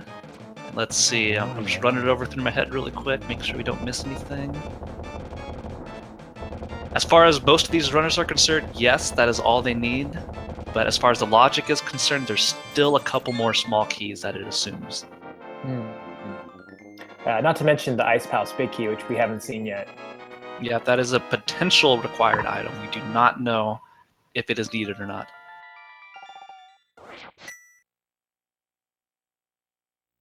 Oh, we do have info now that we have all dungeons cleared. So yeah, Misery Mire is a pendant. So that's it. GT Big Key is all we are looking for. Of course, not all the runners know that because they have different bits and pieces of information on what the pendants and crystals are, depending on what maps they have picked up. And I believe that our 3 racers who are in the lead right now don't have not all of them have all of the TR small keys that are needed. I think Hesjustaboy might be missing one. We'll see in their item menu. Yeah, Vulajin looks like has 3 Turtle Rock small keys and the big key.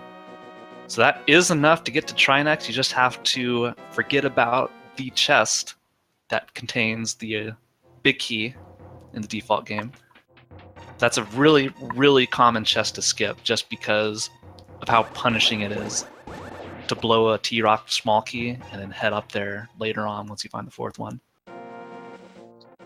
Of course, that chest could have what they need. It could. It's unlikely, but yes, it definitely could.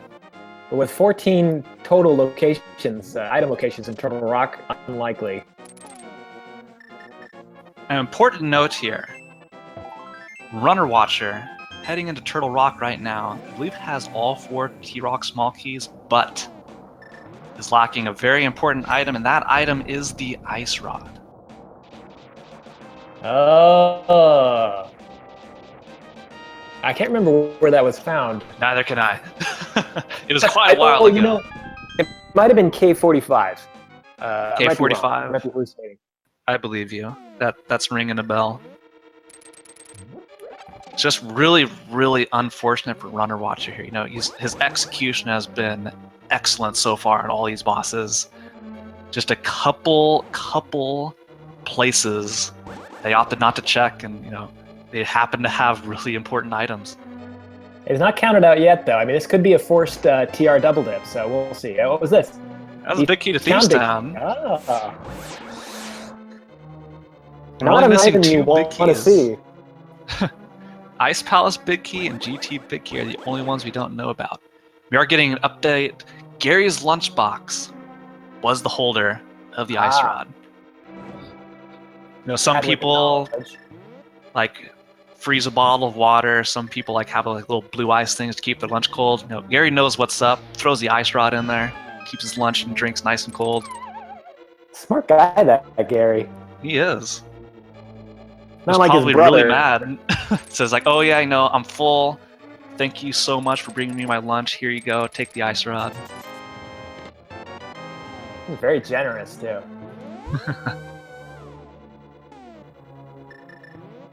Now his brother, on the other hand, got himself lost in the dark on his ascent up to Death Mountain. So. Must not be genetic. So Vulajin heading into Magic Bat's going to be really happy to see what he's about to get. There it is, the Tempered Sword.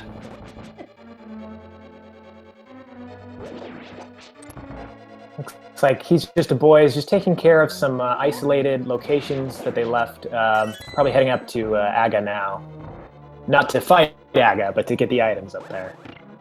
Hesjustaboy, that's right.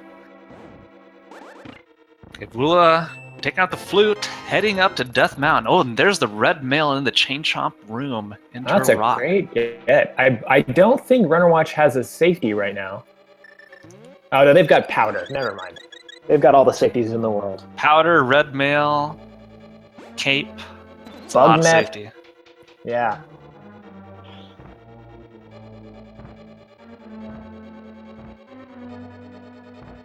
Yeah, so Runner Watcher, though he can't kill Trinex, will be leading the way, checking all the items that Turtle Rock has to offer. If GT Big Key is inside Turtle Rock, that's going to give Vulajin a clear lead, because you'll be able to head straight into Ganon's Tower after this.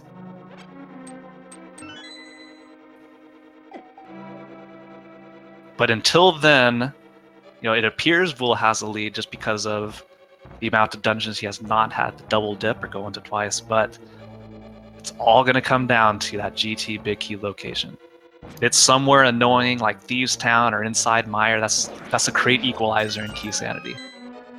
Statistically, most likely, the thing that we need, whether that's the Ether Medallion or it's the Big Key, is hidden away in GT. Since there are 22 locations, it'll be accessible after they finish these crystal dungeons.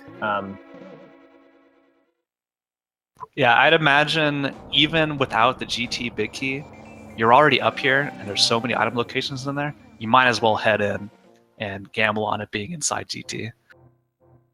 And in terms of how many locations you can check per minute, it's very valuable, very very lucrative. Yes. Yet to be seen. That is a good word. May not be valuable, but lucrative. Look at that, a small key to Ice Palace inside Mimic Cave.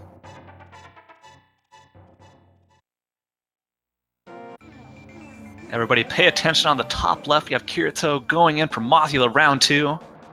Full hearts, full magic this time. He took his time through this dungeon. Also got a blue potion back up. Oh, look at this. Oh, excellent. Didn't even need to use that potion. Well done, Kirito. Didn't use... Oh, still has his fighter sword. I was going to say didn't use his tempered, but he came back to this fight with just fighter sword, so doubly brave. I hope now Kirito heads back into Village of Outcasts and find that Master Sword.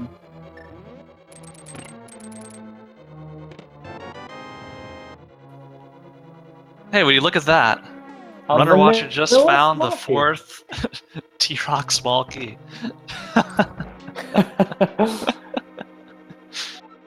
Interesting that he didn't just go right back and check the lava bridge. Although at this point he has to double dip anyway because he's lacking the ice rod. So yeah, that's right. But as far as he knows, the ice rod could be inside that chest. That's right. Or the GT Big Key could be. Yeah, or the GT Big Key. Still have no idea where that is.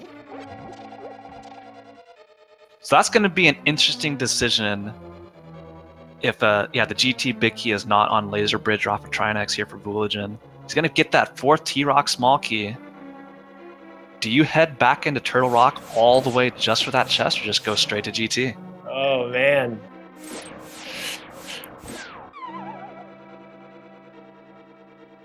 Yeah, that's a tough decision. I mean, if I were Vulajin's position, I think I might just walk backwards from where I am. It's quicker than a double dip to get back to that point in the dungeon. But we'll see what they decide to do.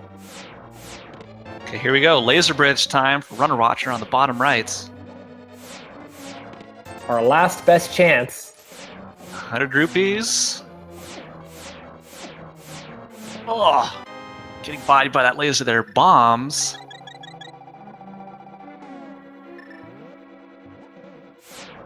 Here we go, one more chest. What is it?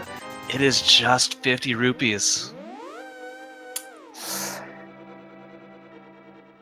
Trinex and he thought about it. The lava chest. That's all that remains. He is going back. He's going for it. He's going for it. Now is as good a time as any. Yeah, chat pointing out that he didn't use the safety door there so that he could still mirror back to that point in the dungeon. Very smart. Indeed. When you have all these things in your head, you're focusing on execution, you're thinking about where do I go next, what might I have missed, to remember like a little detail like that, something that almost never comes up in rates. It's really impressive. Okay, here we go. Moment of truth. Is the GT Big Key locked in the lava room? It's a Big Key! Oh! To Ice Palace! Ice Palace! Oh! Oh, man. I got so excited there for like a quarter of a second.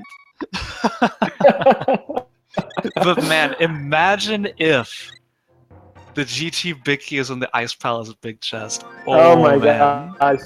Yeah, the Ice Palace Big Key to GT Big Key dream is still alive. Although not via the torch as I wanted. Although this could really mess Vulajin up, depending on, because they're not going to be able to mirror back and do what Runner Watcher just did. So they might. Vulajin hasn't gotten to that point yet. Yeah, Vulajin hasn't gotten to that point yet. Yeah, we'll see. We'll see if they walk backwards to check that vanilla. Yeah, this Big is the Key chest location. right here. So this is the decision time for Vula. Go back now. Let's see. Confidently, just moving right along. Okay, yeah, gonna opt to finish the dungeon, and we'll see if he opts to head out. I mean, that is a hard, that Big Key to Ice Palace. very hard call. I mean, to come right back into TR to get that location that you've isolated. I mean, what else is on his plate right now is Thieves Town, which, thanks to that Big Key, is unlocking a few more item locations, which still could be GT Big Key. We don't know.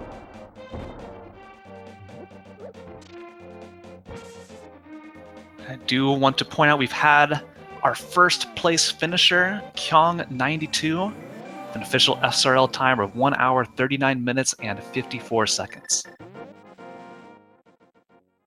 So that leads me to believe that the GT Big Key is just inside GT. Or off of Trinex. I mean, maybe Kyong's just crazy. He is crazy good.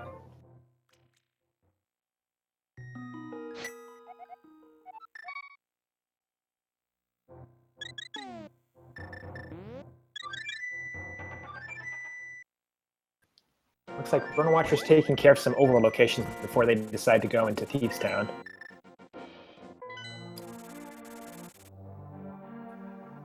I know a lot of our runners like to keep an eye on the SRL chat. And, maybe Vulajin seeing that very fast time from Kong92 will try to metagame a little bit and not head back into T-Rock for that chest. It's always dangerous to do that metagame because when you're in a race that's this big with this many entrants, it can bite you because sometimes the person who finishes did the unexpected thing. They went back and got that isolated key, and that's why they finished so early. All right, Trinex coming up for Vulajin. Runner Watcher returning to Thieves Town with that Big Key in hand. So there's a couple more item locations in the back here you'll be able to get in addition to the green pendant. Looks like Kirito is going to be heading to Swamp now as well. All right, so what do you think Trinex is going to have for us? Personally, I hope it's nothing. That'd be too easy. We're still missing, the GT Big Key, sword upgrade, Ether Medallion. Ether Medallion, that's what I hope. Small Callium. Throw them off the set, maybe. Make them go into Misery Mire. It's a sword upgrade, the Butter Sword off of Trinex. There it is, all 7 crystals for Vulajin. At this point, will he head straight into GT, hoping for that GT Big Key location in a default spot? Or back into Turtle Rock to get the Lava Bridge chest? He did not get the safety save there. Okay, no. Straight to GT. So missing that Ice Palace Big Key, which could be fortunate. We don't know. That might be a blessing. Yeah, I'm saying at this point, I highly doubt that the Ice Palace Big Key is there. Sorry, the GT Big Key is in the Ice Palace Big Key. But yeah, we don't get to do this often in Keysanity, but which chest in GT could have the Big Key? I don't want to say will have the Big Key, but could have the Big Key. 1 to 22. Or none. You can also use none in this context. Oh, you know what my guess is. What is it? Oh, none. None. It's got to be Ice Palace none. Big Chest. Or deep in Misery Mire. Maybe Ether Big Chest of Ice Palace. Big Key in Misery Mire. Okay. Rupee. Full Heart Container. We'll be continuing to head on to the right side.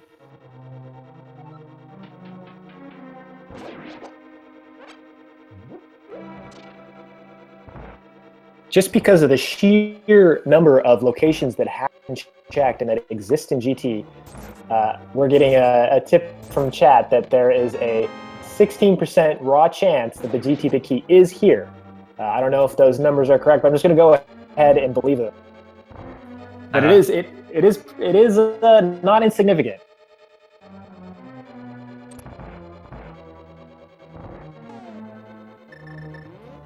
Bottom right, we're getting the big key chest in Thieves Town. Small key. I think what was that, Demeyer?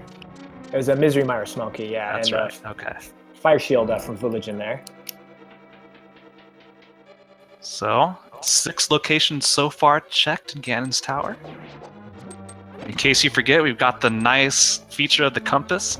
So below the rupees and bombs there, we'll see how many items have been checked. There's number 7 is a small key to Hyrule Castle. So now Vulajin can go and complete Aga.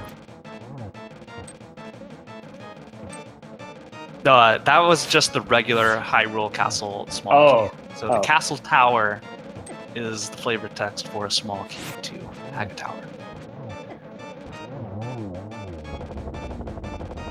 I always get those confused, like Argus and Vitreous. And just a full heart from Blind. But that green pendant could still have something now. Yeah, very well could. Chest number 10, nothing. Chest number 11, Compass to Skull Woods. Gonna continue in deeper into GT. He's just a boy, appears to be in second place here. Just missing the Turtle Rock Crystal. We'll be getting that shortly. I imagine he will also head into Ganon's Tower after this. Yeah, pulled into second thanks to Runner Watcher snubbing our purple chest. Oh, but here we go. Runner Watcher's finally picked up the purple chest. We'll get that Ice Rod and likely head straight back up to T-Rock. He's already frustrated and he hasn't even seen what's in it yet.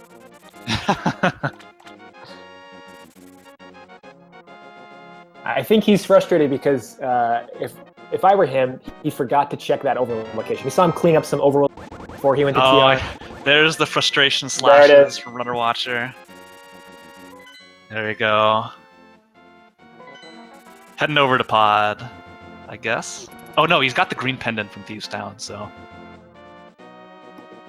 that'll give you access to one more item over here before heading back up to T-Rock. Who knows? Maybe it's the GT Big Key. The map check from Vulajin there, just to want to make sure he remembers where he's at.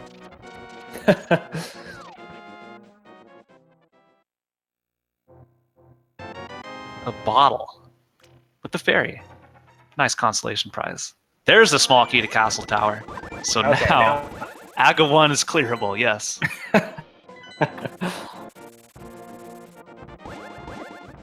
Alright, 17 locations checked so far.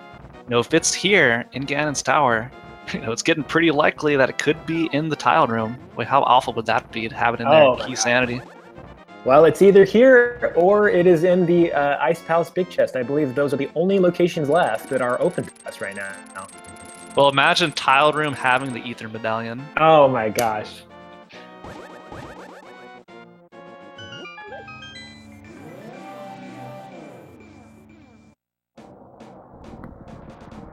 Yeah, now we're talking. Now you're on my side, fan.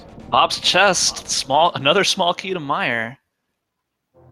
4 more chests remaining in GT. Ooh, Runner Watcher missing that hookshot skip, so he's gonna have to exit and re-enter. Yeah, they must have patched the bug fix back in while they were playing. Okay, here we go again. Attention back to the bottom left. Here we go. Bombs, mirror shield, and rupees. Oh, we're gonna see a tile room. Did they do right side? Vulajin has gone to the right. Yes. All right, so the only thing remaining in here is the tile room. Gonna get some safety fairies. We have a question in chat. Any second place finishers? No, nobody else has finished the seed besides Kyong92. It's been 10 minutes, strengthening my theory that Kyong just made some absolutely crazy decisions. some crazy play, like running right back to Ice Palace. Actually, if you had gone to TR before Ice Palace, you would have saved yourself a potential double dip, and you could have gotten the big chest in the natural course of things. So if the GT big key is there, that could be a reason why Kyon has finished so early. Yeah, Vulajin abusing the glitch where if you're pulling on a wall with the cape, it does not drain your magic meter. I only found out about this a couple days ago, and it is so nice for this room. An interesting fact, that's how wall masters are created. What? That's the origin story of wall master. True story. That is not a fact I'm making. Okay. All right. Okay, here it is. He's taunting us. What are you doing? No, he wasn't taunting us. He was bunny beamed. No. So now Vulajin has to go back to TR to go pick up that big key. If you guessed none for the location of the GT big key, you were correct. Spike Cave for Vulajin. Oh, have we not seen Spike Cave yet? We have not seen Spike Cave yet. I forgot about this overworld location.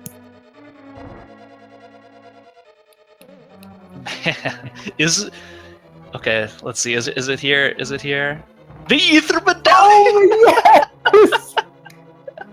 Yes! Oh, wow. And what are the odds, an hour 50 into the run, that none of our featured racers have checked Spike Cave yet? Oh, man. So, with this, everything is now accessible. The GT Big Key can be literally anywhere else.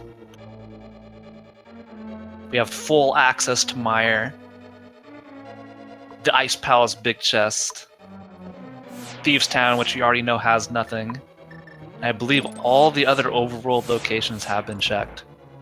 So there we go. Either inside Misery Mire or Ice Palace appears to be the only thing left that we do not know about. So the interesting thing about my sadistic desire for the Ice Palace Big Key to be the progression is that might rocket He's Just a Boy into place. It'd be a huge upset. Because they did, I believe they did go to TR and grab that Ice Palace Big Key already, didn't they? Runnerwatcher has the Ice Palace Big Key. Yeah, He's Just a Boy. I'm not sure. Didn't get back in. I don't think they did get back in. We'll have to wait till he opens up the menu here. Hopefully whips out the cape, get a quick look. Hopefully we can see dungeon number 5. Is there a big key check mark?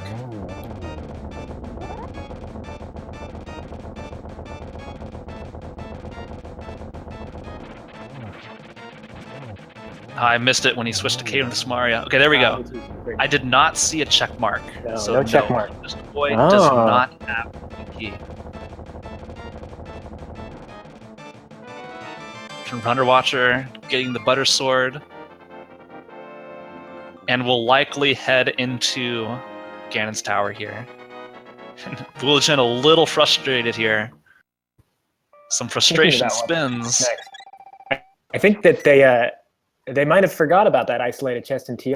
They're trying to figure out what's next. I'm not sure.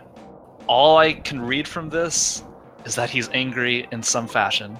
Let's see. He's got the flute out. And he is making the Mire play. I think so. Oh, right. Mm-hmm. Yeah, this so he is was making a decision. Yeah, this is currently the highest value location. There's more unknown locations here in Mire than anywhere else. We know Thieves Town is useless, so this is a good decision for that on that regard. Still don't know what's hiding away in the Ice Palace Big Chest. But in terms of statistics, it makes more sense to be in Misery Mire here. And we've got a Speaking of which, we have our second. second. Yeah, there we go. Zaphod Beeble the 4th with a SRL time of 1:54.07, improving their PB by almost 5 minutes. So that's almost a 15-minute difference between first and second place. That's quite a difference. Yeah.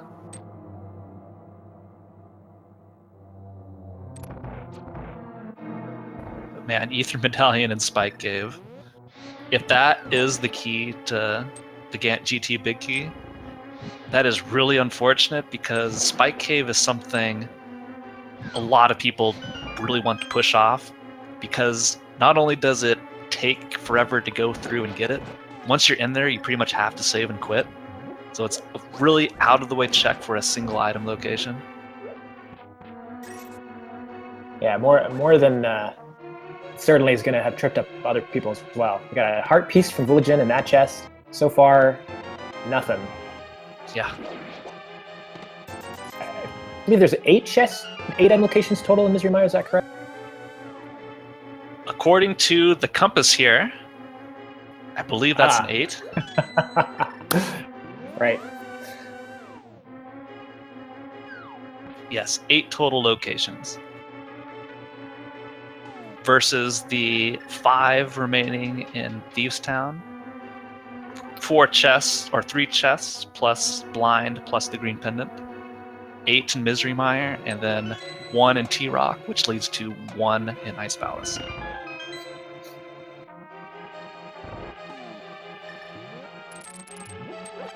Here we go.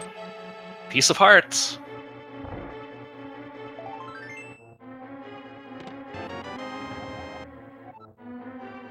He's Just a Boy, picks up the Ether Medallion.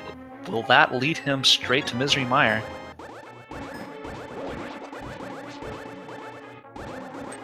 Got the same conundrum as Vulajin. Do I go back into TR, get that isolated chest, or go straight to Misery Mire? There's a lot. Where Wait, it's a lot hang more on. lucrative. There it is. The big key to Ganon's Tower is hidden away in Misery Mire. Oh wow, there it is. So we're officially in Go mode. That's right. Of our 4 featured runners, Vulajin, the first to enter legit Go mode. Vulajin probably thinking that they're behind the other featured runners because they missed that Spike Cave chest. But as you pointed out, people do tend to isolate that chest and miss it. And as it happens, none of our featured runners grabbed it before. Yes, we had a question in chat. Does Kirito have the Ice Palace Big Key? So the answer to that is no. The Ice Palace Big Key is hidden away in the Big Key location inside Turtle Rock, and Kirito still needs the Cane of Samaria in order to get in there.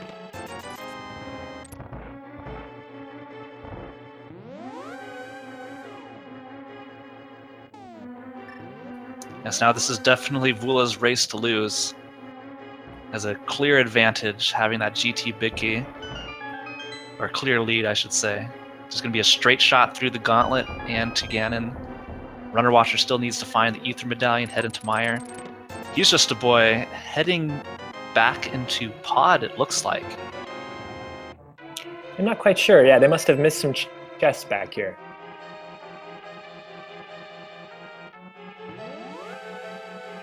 And I can't believe we're going to see like the full GT clear from, or GT basement clear from our runners here. So He's Just a Boy has already done it. Runner Watcher on his way. Time will tell if Kirito chooses to head into Ganon's Tower after he finishes up Turtle Rock later on.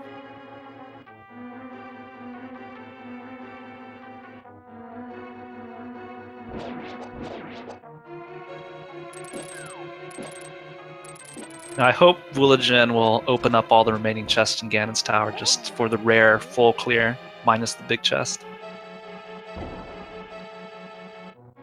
It'd be purely for our benefit, because at this point, we've got red mail, silvers, butter sword, 17 hearts.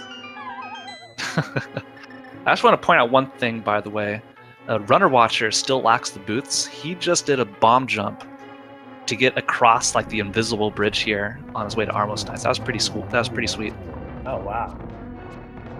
He's not letting that lack of boots hold him back at all. Yeah. I wonder if Runner Watcher will finally head into Tower of Hera after this GT clear. Oh yeah. Wait, here we go. Here we go. He's out. The mirror is out. Okay, no, he's going back in. He remembered Tile Room. Okay, no, he's back out. I'm so confused. It's faster to do Hera than it is to do Tower Room. Here we go. He's mirroring out. He remembered into Hera. He goes, oh. Is he going to be excited to find the boots, maybe? Or frustrated because now he no longer gets to use them to go fast or to bring up, or tripping over my words here, to save a ton of time early on. Or all three of our other runners had the boots very early. But Runner Watcher headed up to Tower of Hera and finished it off before finding the Tower of Hera small key. Well, I can imagine we're going to see some frustration slashes or something here. Silver Lando fight. Got a little bit pushed around by that fireball in the bottom left of the gym. And got it on a second cycle, though. Not bad, not bad.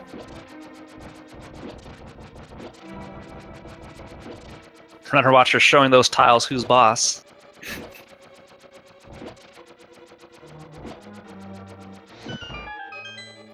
The fire rod shot, I love it.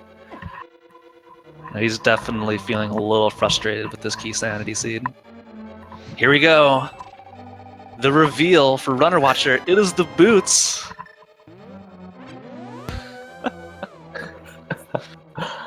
Ah.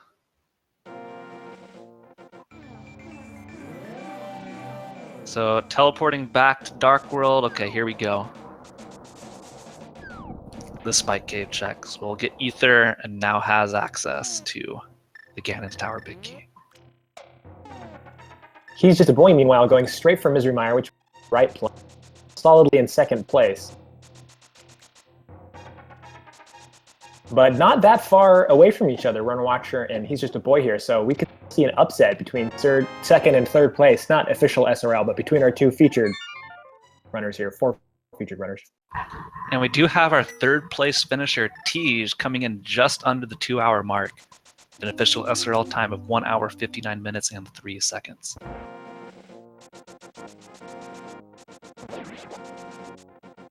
No, only 3 finishers at the 2-hour mark.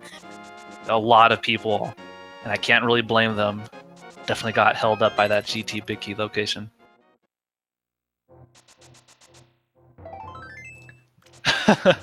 Vulajin trolling us a little bit, whether or not he's going to open up that validation chest just a compass. Does that make it 100% clear? I wasn't able to watch the other chest. I don't know. I didn't catch if Vula opened up the last couple chests before validation. Let's just say it was. Let's pretend like we saw and that it was. We have another question in chat. What was the winning time? Well, Kyong92 finished in first place, and let me grab his time here.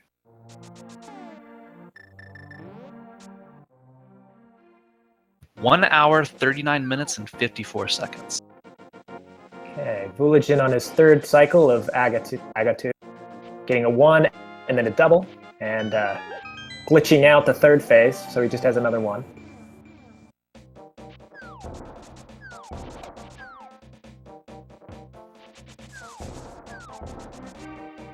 Alright, Agatu down. Ganon is the only one that remains.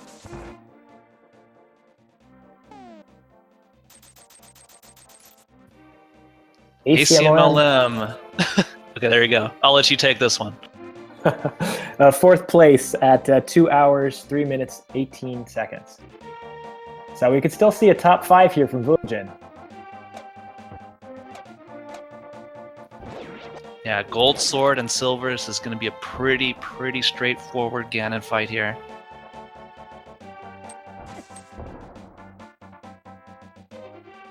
Just 6 slashes for each of the first 2 phases.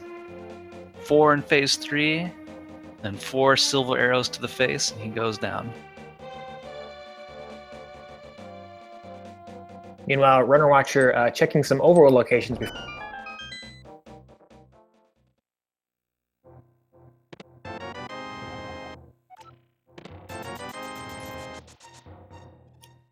He's Just a Boy getting their big GT key. All right. And they are now in go. That's right, our second runner to hit go mode. He's Just a Boy at 2 hours and 4 minutes.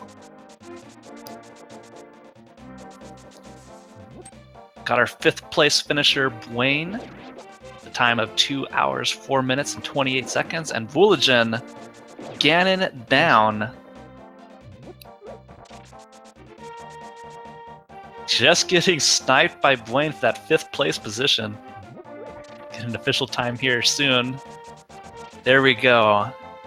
Vulajin finishing in 6th place with an official SRL time of 2 hours, 4 minutes, and 31 seconds. Just 3 seconds behind Blaine, robbing him of that top 5 position. That top 5 snipe.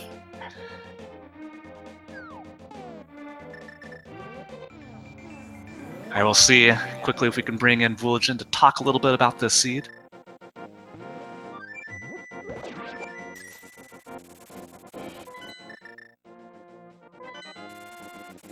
Time, he's just a boy. Heading up to Ganon's tower, runnerwatcher making the play on Meyer. Will be in go mode shortly. Kirito. Still a nice palace. Hopefully did the bomb jump. I did not catch it. I was too excited everywhere else, but if he did, that'll give him access to Cold Stare. Won't have to come back here again. Very close race considering the trolliness of the seed. That our 3 of our 4 runners today are so close to each other. It's very amazing. All right, Vulajin is in the waiting room. We'll bring him in here. Vulajin, congratulations on almost 5th place, as well as being our winner here today on the restream. How are you feeling? Wow, my Discord settings are very confused. Give me a minute to figure out how to make you actually audible to myself. All right. So, ladies and gentlemen, stand by. We'll go back to the action. We'll return with our short chat with Vulajin shortly. He's just a boy making their way up the gauntlet, and runnerwatcher heading into Meyer.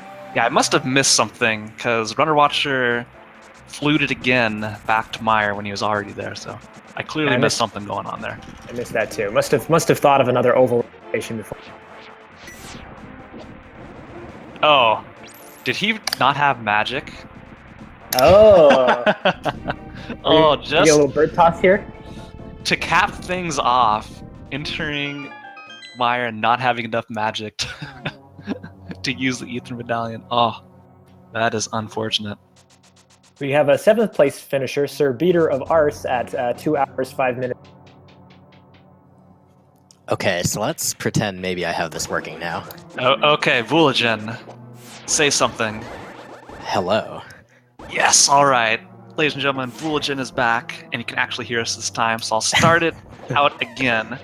I believe you missed this, but I just wanted to congratulate you on your almost 5th place, as well as being the first of our featured runners to cross the finish line. How are you feeling?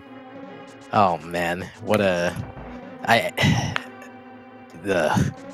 I feel like that should not have been a top 10 finish in any seed, but I guess I can see where this seed had a lot of potential to troll. I can't really, because my early game actually worked out really well. I can't say where in the early game I would have expected people to get tripped up, but GT Big Key, that sure was a thing. Yeah, no, I'd imagine Spike Cave holding the key to Misery Mire. And we see a lot of our top runners put that off as long as they can, just because of how annoying it is to check. How concerned were you about that isolated vanilla big key chest in Turtle Rock? I always am, but I felt like that wasn't going to be it. It was in the back of my head, but like... So I'll admit, I did a little bit of, metagaming based on the finishes, and particularly Kyong finishing at like 139 or whatever. I looked at that and I was like, okay, it can't be something like completely heinous. But that did boost the chances of that Turtle Rock chest, but I just felt like, I don't know, I didn't feel like that was it this time. You're like, Ganon's Tower, 16% chance of the big key being in there. First place, an hour, 39 minutes. It's got to be in here, right? It's got to be. Oh yeah. Of course, clearly. I really didn't think, like, even after I didn't find it in there, I was like, there's no way that he finished at 139 with a Meyer dip, but maybe he did. Like, the options at that point were like I had that one chest in Skull. I had the one chest in Turtle Rock. I had Spike Cave, which I did first because I was planning to lump it in with my third and final Death Mountain visit. Well, it didn't end up being final. And that was it. And then I was like, okay, well, Thieves Town, because I got the big key in Turtle Rock, but I didn't feel like that was very likely based on Kyung's finish, so I just guessed Meyer, and sure enough. Yeah, we saw you, spinning around for a little bit outside of Thieves Town, some slashes back and forth. What was going through your head at that point? So I was wondering, is there something on the overworld that I missed? I felt that it was most likely if I had missed the GT Big Key somewhere, that it was probably just an overworld location that I neglected, but I couldn't think of any. Even the stray ones that I had left for a long time, Catfish, Graveyard Ledge, I had gone and gotten them.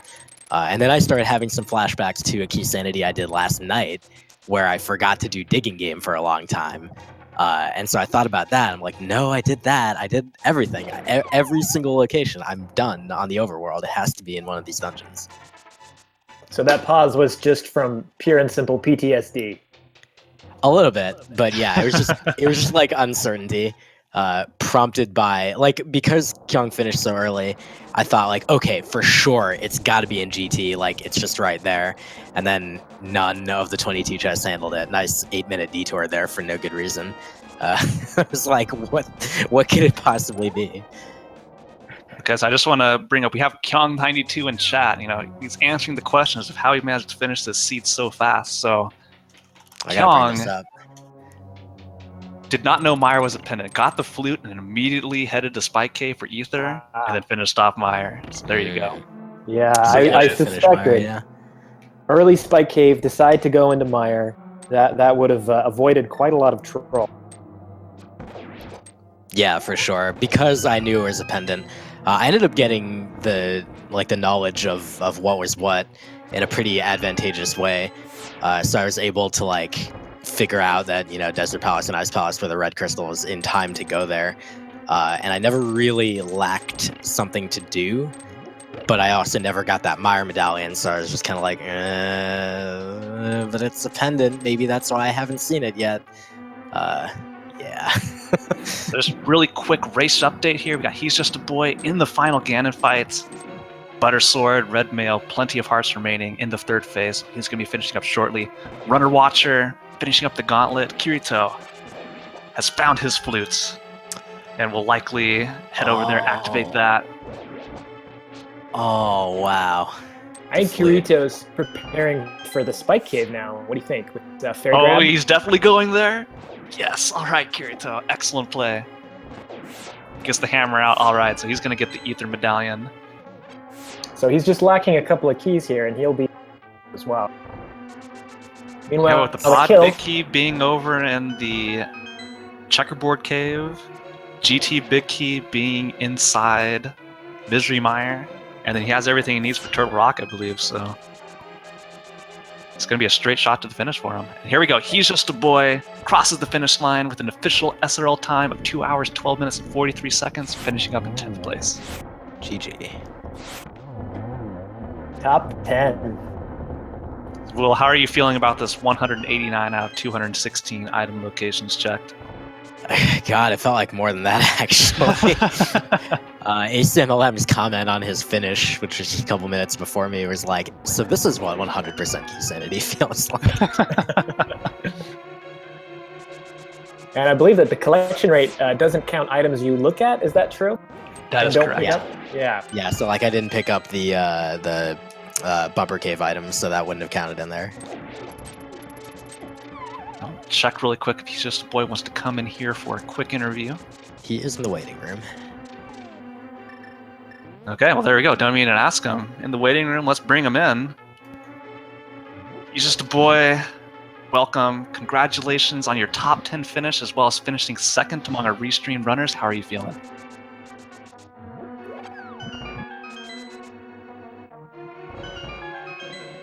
Beep twice if you can hear me. Okay, just a couple audio issues for Hesjustaboy here. We'll see if we can get that fixed really, or momentarily. Did you see that? Did you see that lamp from Russia? He just walked right close to that gap, and I don't think he had enough magic left for a fire rock. I have never seen that. Lighting a torch from across a gap. Yeah, I just caught it on the restream. I had no That's idea so you can do good. that. I'm gonna have to steal that strat in case I'm low on magic there. That is awesome. Another one of those situations where, like, that's so rare. Stuff like that so rarely comes up. But to know that you can do that.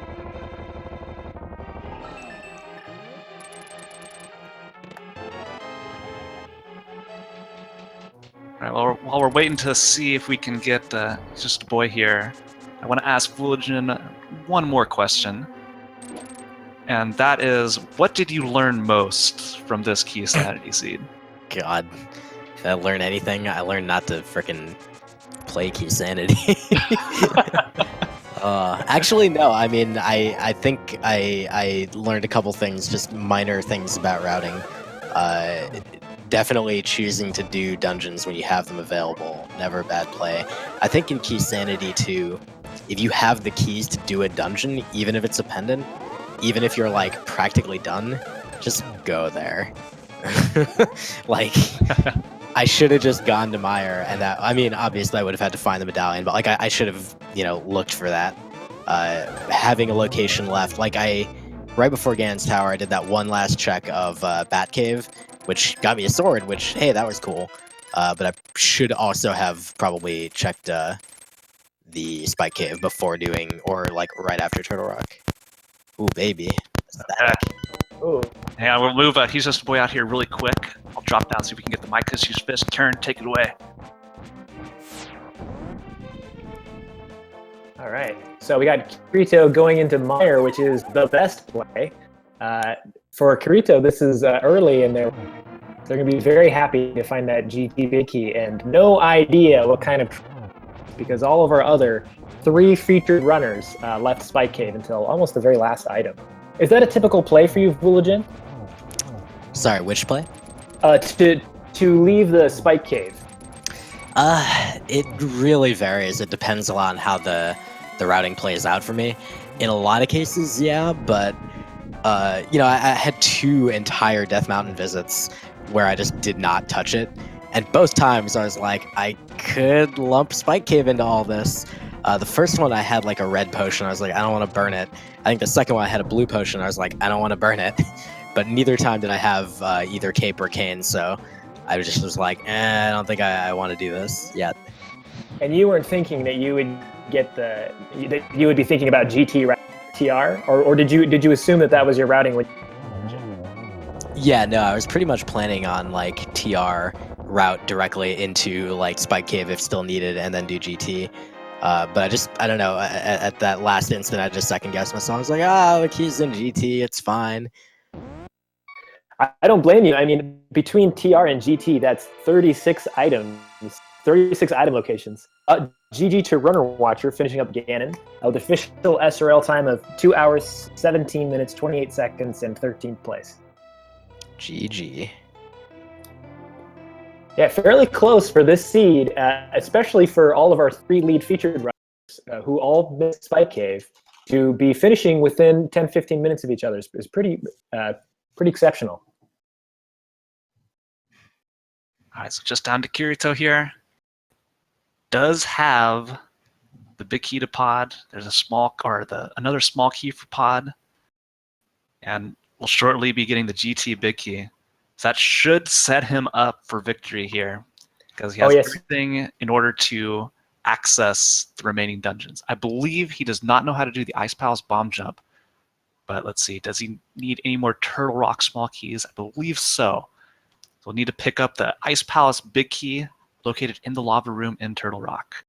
Do you know what his count of Turtle Rock small keys is? 2. Okay. I saw 2 in the menu, but I don't recall if he's stepped into Turtle Rock yet or not.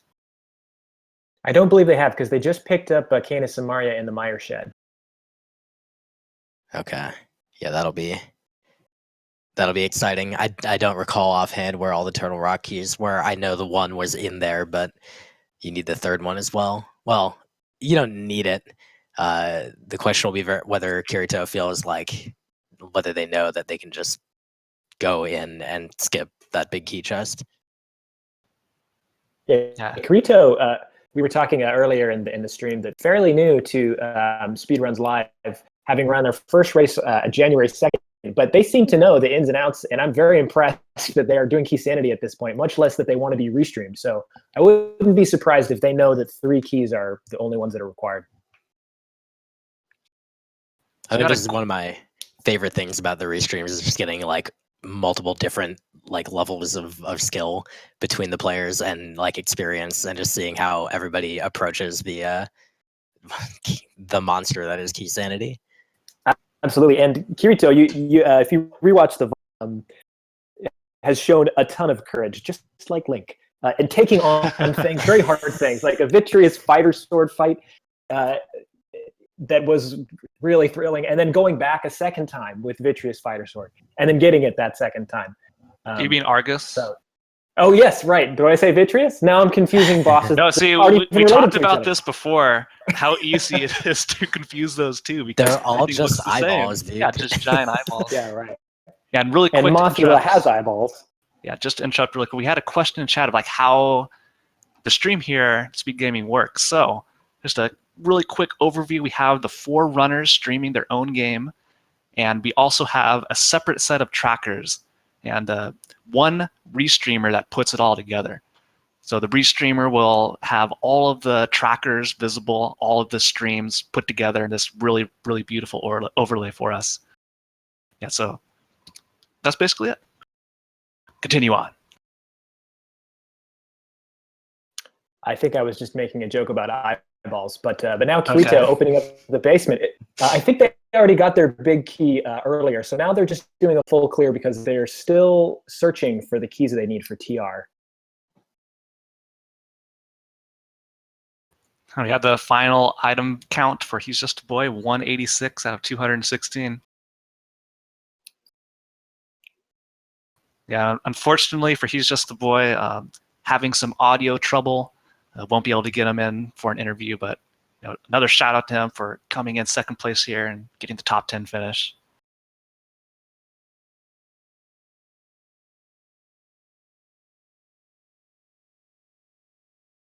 I really appreciate the comments we're seeing in the race chat. Hesjustaboy's comment was, haha, you got me good, Keysanity.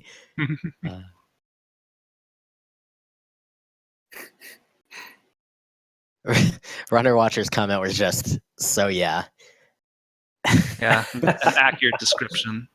And Rudolph Fahrenheit, who came in 14th place with an SRL time of 2:18:33, commenting that the seat was so generous, I literally mistook myself for being in go mode. Easy to do. Yeah, there was a pretty fair bit early on where I was like, am I already in go mode? Like, I have so many items. I'm just missing this medallion for this pendant dungeon. I think I have all the keys. Oh, wait. Except for that last big one. Yeah, the one that actually matters. Yeah. Well, so often in Keysanity, you get the GT big key well before you need it. So you're not really thinking about it until you need it. Yeah, I'm not gonna lie though. I'm ready to have another seed where that's not the case, and I just get the key somewhere like way early. Because my last, I think 3 or 4 have all been like that. Oh no. The first couple Keysanity seeds I did myself, we got the GT big key very early. And I was like, oh, this is so nice. I don't have to go hunting for it. But lately, like, GT big key is the go mode item, and it's in such awful locations, either inside Ganon's tower after you've cleared everything else, or some other awful location. Oh, V28, I guess. Yeah. Oh, V28.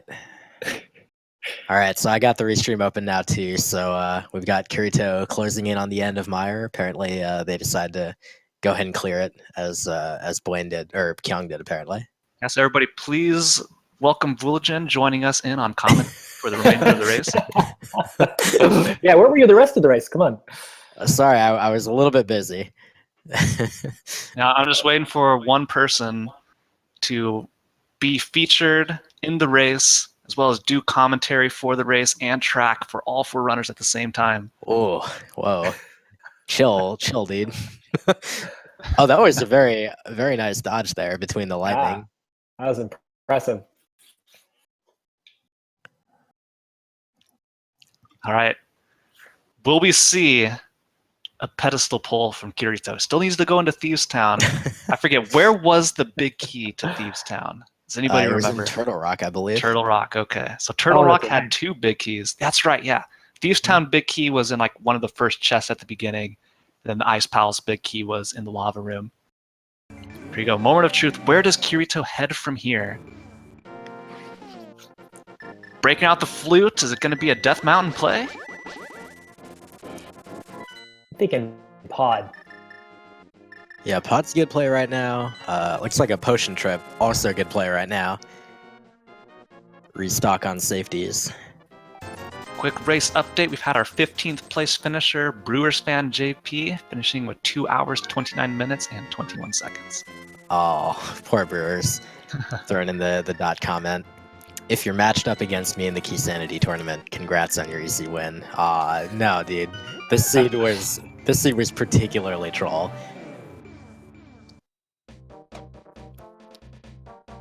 I'm still trying to figure out, like, as far as the early game, I felt like there were a bunch of different things that were sort of trolly, but I'm trying to figure out, like, what would have tripped up anyone else, really? Well, I can give you one. So, the small key to Tower of Hera was located inside Sastrala's hut. So, Right. most of the runners, i.e. Vulajin, Kirito, and Hesjustaboy, went there before heading up to Death Mountain. So, but unfortunately, runnerwatcher pushed off Eastern Palace very, very late. And once you get the small key, you've already cleared all of Death Mountain. The basement is a place you don't want to go return to. So runnerwatcher actually full cleared the GT basement, all 22 chests, then mirrored out, and then got his boots. Oh, gosh. I'm so sorry. Well, the amazing thing is that they kept pace and really solidly in second place, not far behind you. Hill, they left the purple chest behind, and they didn't remember it until later. God, so they missed out on the ice rod and had to double dip GT for that. Oh wow, yeah. I mean, I would totally have expected runnerwatcher to like kick my butt in this race. He's real. Like I just commentated one of his races the other night. He's really good, both at randomizer and also just at Link to the Past. Like I mentioned, I learned from his tutorial how to play No Major Glitches back for a 12-hour challenge a long time ago. So yeah. Yeah, his execution was excellent throughout the entire run. And in fact, I learned something new with the bomb jump without boots in GT to get across the invisible bridge on your way to the Armos Knights. So that was a bomb jump I didn't know you could do. And then also the long reach torch. Yeah, that's really cute. That is awesome. Like that. So Kirito just picking up their third TR small. Yeah, I cannot remember where the fourth one was. Was it in TR? It's in. Oh yeah, that's right. Yeah, it's in Turtle Rock. Oh right, vanilla TR. Yeah, and it's deep too, which is the dumb part. So you're gonna go all the way in, and but actually it's fine. Even if Kirito doesn't opt to gamble on that big key chest, it won't matter because they'll be able to go to Laser Bridge, and then they'll get that last key there, and they'll be good. Yeah, that's right. So Kirito in go mode, but doesn't know it, or at least not go mode for Kirito because of the Ice Palace bomb jump. So they're going to need to go into TR, grab the vanilla big key location, which has the Ice Palace big key, to make their way back down to Ice Palace. Just to get Vulajin up to speed with how excited we were. So the big key location in Turtle Rock. At that point, we only had the Ice Palace big key and GT big key remaining. So I was like, yeah! Oh, damn.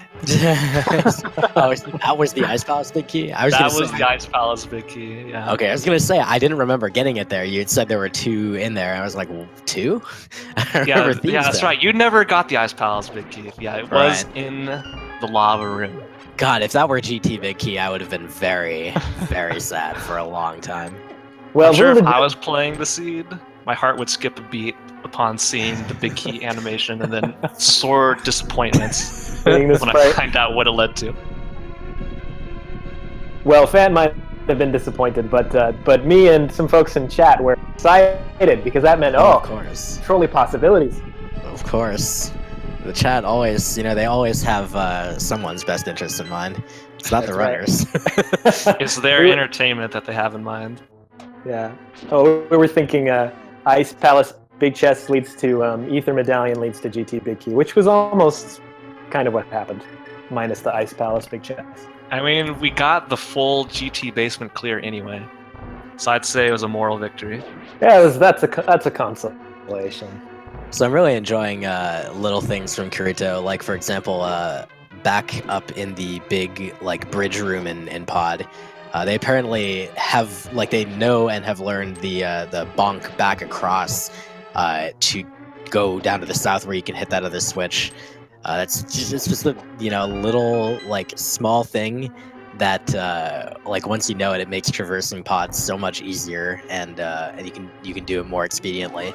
But if you don't if you haven't watched a lot of rando, if you're not aware of the little things you can do, then you won't know to do that, and you'll end up losing a lot of time.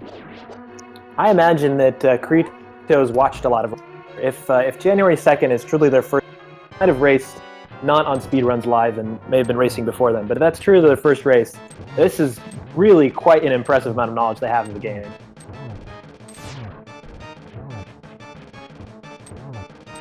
I missed whether or not they did a hammer jump though. No, Kirito did not do the hammer jump. Can't really blame him. The jukes from King Helmasaur. There we go.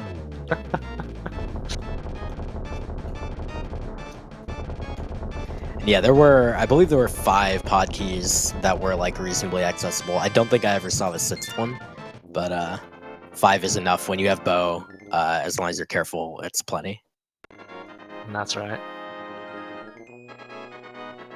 All right, so that's 5 out of 7 crystals for Kirito. Just Ice Palace and TR to go. So where we head next? Well, Kirito's already gotten the first 4 chests in Thieves Town and the knowledge that it's a pendant, so maybe he's thinking about it here. Where do you go next? So with 3 small keys and the big key, Turtle Rock is probably very tempting at this point. Let's see. Breaking out the flutes. Is it going to go to 1 or 3? That's the question. He's going to Death Mountain. All right. This is excellent news for Kirito because he's going to get the remaining items that he needs in order to finish off Ice Palace and get the 7th crystal. Remember, he's already been to Meyer. Already has that GT Big Key. So he'll be the only one of our restreamed runners here who's not going to do a full clear of the GT basement. And minus the full clear minus the big chest. We didn't get to see what was in the big chest. Oh my lord! You know what? I should have gone and opened it. If I were in a worse position, I would have memed. But since I was gunning for 5th place, I was like, you know what? I'm actually gonna not mess around too much. Well, you know what? You're still on the restream. You could just hop right in and show us right now. Perform a hard reset. Get it back in there. It's what the people want. All right, for the people then. For the people.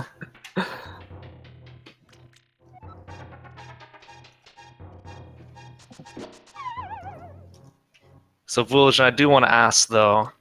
So you were in the GT or the Ganon death animation, and I believe it was Bwayne who had not done yet because it was only 3 seconds behind. You're like, yes, all right. And so then, I looked away from the race chat because I had to walk into the door, and by the time I looked back, I saw my dot done right below Bwayne. So I was like, come on. But I wasn't that disappointed or anything. It was just funny. I was actually really happy that I was even able to salvage 6th place out of that. We've had a couple more finishers. We have Arboretic finishing in 18th place, 2 hours, 32 minutes, and 16 seconds. Jixen at 19th place, 2 hours, 32 minutes, and 56 seconds. And Glowin at 20th place, 2 hours, 33 minutes, and 27 seconds.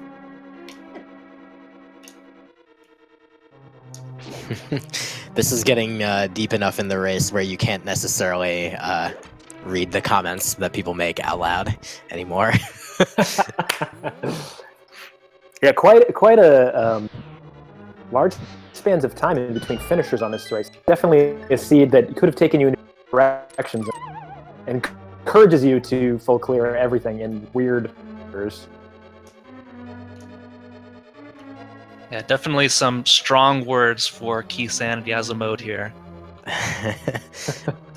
This is definitely an example of how Keysanity can kind of, mess with you a lot. It's a really rough race category. It's pretty fun to do solo, but when it's in a race context, it gets really stressful. Just like you have to basically treat it like 100%, but you also have to cut out as much as you can to not, lose the race. Yeah, I mentioned this earlier on as we were kicking off this seed, but in general, like Keysanity seeds will take longer to complete, but also has such like a wider range of times that are possible. Because when you go into go mode in Keysanity, it's really, really fast because you already have all the keys necessary to go through dungeons, don't have to worry about checking any chests inside. But of course, it can be as trolly as the seed you're seeing today. Yeah, I mean, you're seeing from Kirito, like, that uncertainty about going into Turtle Rock with only 3 small keys and the big key. Like, we know that's enough because of, we've seen that already, but when you're the runner, that's a really stressful decision. Like, I could be wasting a crap load of time going all the way to Laser Bridge and there's nothing there, and then the other small key is God knows where. Yeah, that's one thing you never want to see in Keysanity, but is bound to happen a ton of times with the number of dungeons, and that's a key in its default dungeon. Because you don't want to go into a dungeon that you know you can't clear, hoping to find the small keys or big keys first, then surprise! Swamp Palace big key is in the back half of Swamp. Oh, he's using the key, so he's going to get the Ice Palace big key earlier than him. Oh. Okay, all right. I think he had some hesitancy, like maybe, did I really just use this key on that? But it's the right play, we know. Yeah, it's gonna work out eventually, but yeah, there's that moment of like, oh no, was that the right decision? I don't know. I've had Blackjack finish. Sorry, this is too perfect. Wait, hang on, something weird is going on here. We have a tie, ladies and gentlemen. Blackjack has finished in 21st place with a time of 2:36.40, and Who 42 Baker has also finished in 21st place, tying at 2 hours 36 minutes and 40 seconds. That is so perfect. So in a tie, does the victory go to the dealer?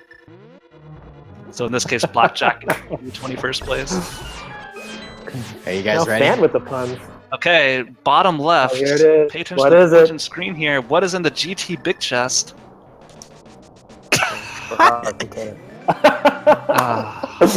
Oh no! It is. Don't play with us. It is full of arrows. I didn't even got realize 38 how bombs bad left. delay was. Oh no! Oh no! Don't worry, you'll get there. Bombs.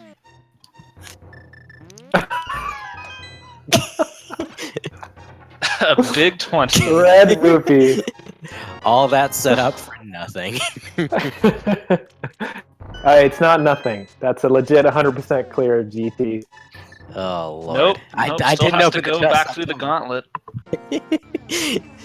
We're not doing that. No. Sorry. All attention, please, to Kirito now, as he does the optimal routing through Turtle Rock, because he knows the small key is just past the big key door here. Gonna be really excited to see that small key there. I'm sure very relieved. Yeah, I'd say there's nothing worse than like Turtle Rock having a bunch of small keys in it. or default small keys, I should say. Oh God. There it is. Yes. And that Keysanity moment of confusion where you're like, wait, where's the text? Oh. Yeah, so for those of you new to Keysanity, if a key or item is located in its default dungeon, with the exception of maps, I think, you will get a text box showing you what the dungeon item is. So it's a little bit odd when you get an item, a small key or a big key, and nothing pops up. You kind of second guess yourself for a minute. It's like, oh yeah, this is the default. Yeah, you'll be out in the world, you'll pick up a small key, and it'll be like, this is a small key to Ice Palace. So like, okay, I know what this is. And then you're in Ice Palace, and you pick up a small key, and no text box appears, and you're just like, oh. I just want to read Blackjack's comment here. This was his first Keysanity race. He had a good time, so I guess this is his definition of a good time, a little more sadistic than a lot of us. But I just think it's so incredible that his first Keysanity race finishes with the 21. That's yes. That's really pretentious. So Kirito finishing up Laser Bridge here. Sadly, there's nothing there, but I think they don't need anything else. I think they can finish Trinex and Ice Palace. Yeah, Kirito is in go mode now. I'm not sure if he realizes it. Might be fishing for a bottle. Maybe Or a looking sword for that powder matter. bottle. Yeah, that's Well, right. He's only got master skill. Just you wait, Kirito. Lying behind the boss room is another sword upgrade for you.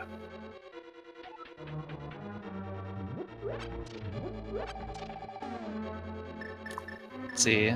2 bottles. I believe 2 blue potions. Master Sword, plenty of hearts. This should be a pretty straightforward try next for him.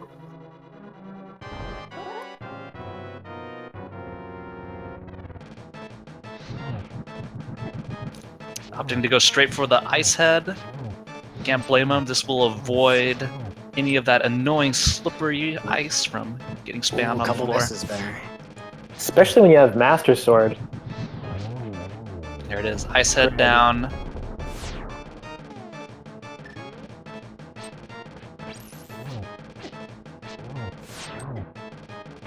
A couple hits, but with red mail, it's not nearly as bad as it looks. Just tank hits from Trinex's head all day long. Yeah, and the blue potion to use in the worst case here. Oh, finishing it up. Oh no, Kirito's down to 1 heart. Gotta be careful. He's Is he gonna gonna go risk it? for it. He's Wow. going for it. Oh man. Bravery. Courage. Take notes, ladies and gentlemen. Oh man, he's giving us a show here. Oh goodness. Oh, these patterns. This is so terrifying. He's got the dodges though, dude. Oh man. Just a couple more hits. Oh, the bounces. I'm so nervous right now. Oh god. Please, Kirito, take energy. I think it's like 2 more hits. 1 more hit. There we go. 1 heart remaining. Oh my god. Oh, Kirito. Oh man. What a There it clutch. is, the reward, the tempered sword.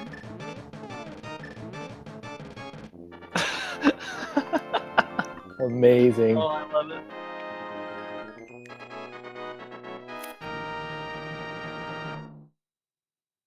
That is such a Kirito thing to do.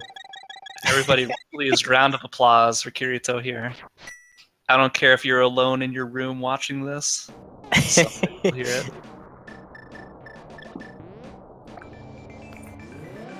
All right, and we're off to Ice Palace. Yep. Man, it's smart. Saving the blue potions just in case for Ice Palace. He's like, no, try next. I got this on lock. 1 heart doesn't matter. And you don't need to worry about making another potion trip either. So, obviously, it's faster if you never make the potion trip, but it's also, a nice little time save for yourself if you don't have to repeat one if you really don't need to. All right. Chat demanding that we get Kirito for an interview. Definitely the people's winner of this race. People's Choice Award. We're probably gonna wait for Kirito to finish the run first. But, Yeah. Sorry, chat. And we'll just need to make sure. I don't believe we have anything going on after this on Speed Gaming 2. Yeah, after Kirito finishes, I do hope that he's willing to talk to us here.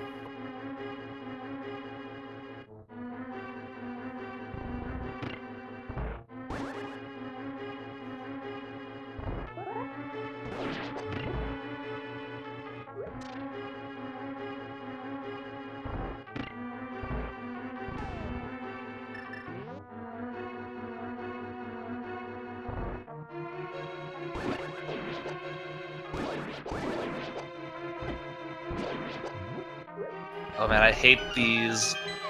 I don't know if there's like an official name for them. I'm sure there is, like the jellyfish things, especially the red ones. He recovered from that, though. It's a good recovery. Yeah, with red mail, it do like literally no damage. I think after like 4 or 5 hits there, he was down half a heart.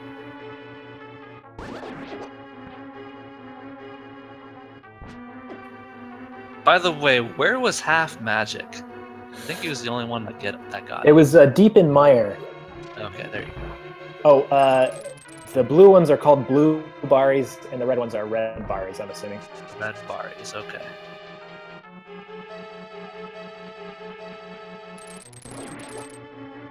Busting out the hook shot, taking care of these penguins. Okay. You know, Kern, you seem to be pretty knowledgeable about the game. What is the actual name of the penguin enemy? Oh, you know, I had to cheat and look up what the bari was called, so I'm not actually all that knowledgeable. I thought I was impressed for a little bit, but now I'm not impressed at all. Well, while you got it up, No, I'm just a big please, cheater. enlighten me. All right, I'll dirty look it cheater. up. Oh, look at that, the hook shot through. Oh man, this is poetic. The map to Misery Myers inside the ice pile's big chest. Called a pengator. Pengator. Okay. Sounds terrifying. And those things are terrifying.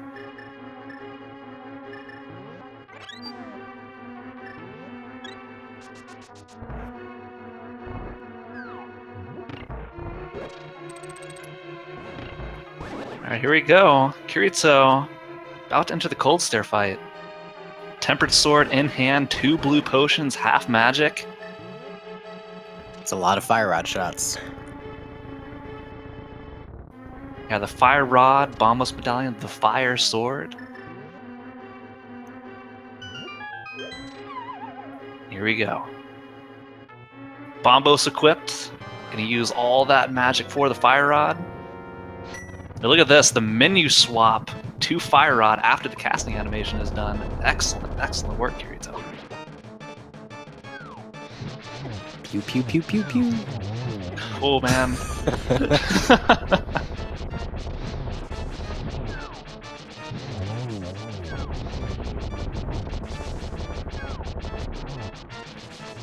Still has those blue potions. Defeating another eyeball monster. Argus. Vitreous. Yeah, right. I don't know. Moldorm? I don't know, You dude. got- Whatever. We got the regular Argus, the gooey Argus, and the cold Argus. The gooey Argus. Well, what do you call that, like, weird goo that's underneath Vitreous? Yeah, what is up with that? It's definitely not water. I try not to think about it. So I had to look up to make sure that I wasn't lying, and it is true. There are many Japanese myths surrounding eye monsters, and there's many different kinds. Some of them have lots of eyes, like Argus. One's called Totomeki, and other of them have eyes in places that I'm not going to mention in order to keep this stream PG. But I did not make that fact up, apparently. Okay. So where is Kirito heading right now? Maybe Pyramid Fairy, hoping for Butter Sword. The default Butter Sword. Or actually, I'm not sure. A couple of frustration pounds on the ground there. Oh, do they not have a GT small key? They must at this point. It shouldn't matter. Yeah, You it can shouldn't always pick matter. up the one of the. Although, of that's course, right. Kirito might not know that it doesn't matter. Maybe Kirito is gonna go for the full clear. I mean, But I this do is hope definitely not one of the- because it is getting a little late. Yeah, I mean, this is one of the tough parts of Keysanity is actually identifying when you're in go mode because there's just so many components to it. Okay, they have 3 GT small keys, so I doubt it's that. I think it's more likely to just be that, like, it hasn't registered to them that they are in go mode for real and can just go to Gan's Tower and finish up now, which is like absolutely a reasonable thing to have happen. It's very easy to lose track of like which things did I need again. Yeah.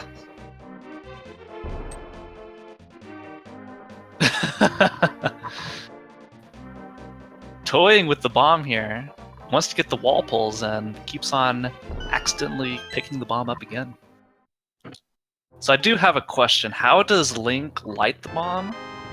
And second, how does he put it out? Okay.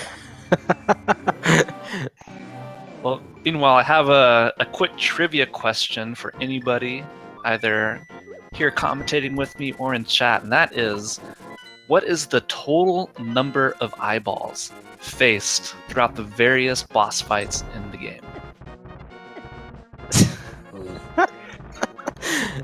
Anybody who can answer correctly gets a virtual hug from me. Okay, I have to ask a clarifying question.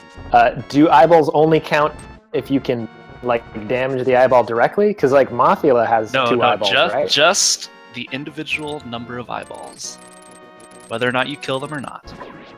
Oh my god, dude, please.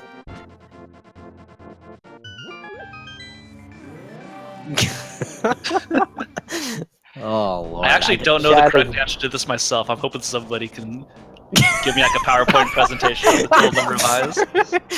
For the love of God, fan. So we got like 2 sets of Armos Knights, 6 Armos Knights, 2 eyes apiece.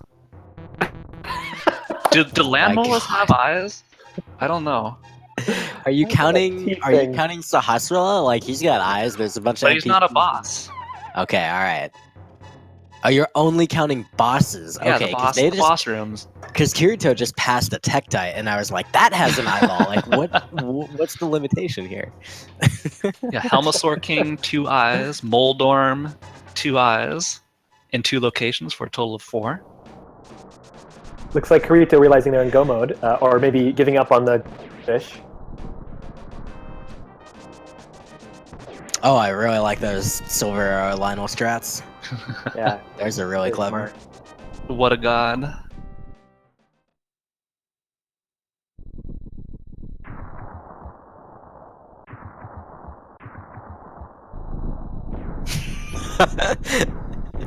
Shh. We're listening to the opening cutscene. Oh. Okay, alright. Ganon's Tower is open. We can now resume the festivities. Does Kirito know he can go straight? Yes, he does. Alright. The only one of our 4 featured runners to completely skip the basement. Sigh. We may see the rare no chest GT. We'll see if he opts to check the remaining ones at the end of the gauntlet. Only time will tell. I feel like you might do some checking just to see if you can luck out and get that gold sword, which, like, why not? You know, it'll just make that Ganon fight a little bit easier. Also doing this with just the Fisher Price shield here. So, could be fishing for a few things. I do appreciate the conversation going on in chat right now on whether or not fire bats count as eyes. And they were also asking about Kirito, whether you have to count Kirito's eyes because Kirito's boss. Oh goodness, these mimics though. Doing a number on Kirito right now. Oh, the Beamorph's getting in the way.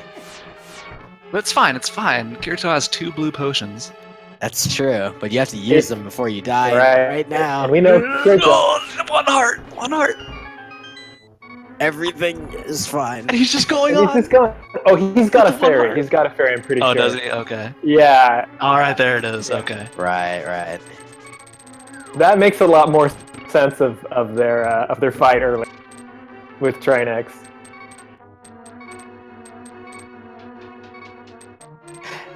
Yeah, now that you mention it, yeah. We're all like, oh my god, but yeah. Sometimes it's best to know that there is not a fairy in a bottle hiding away in the menu.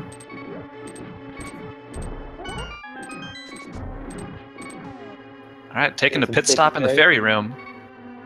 Still gonna hang on to that bottle with the fairy and the blue potion.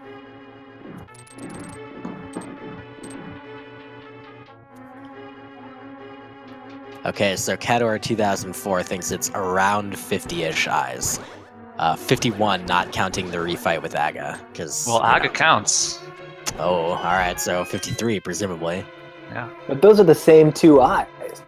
Right, it's the same Aga, presumably. Is it? Do we know that for sure?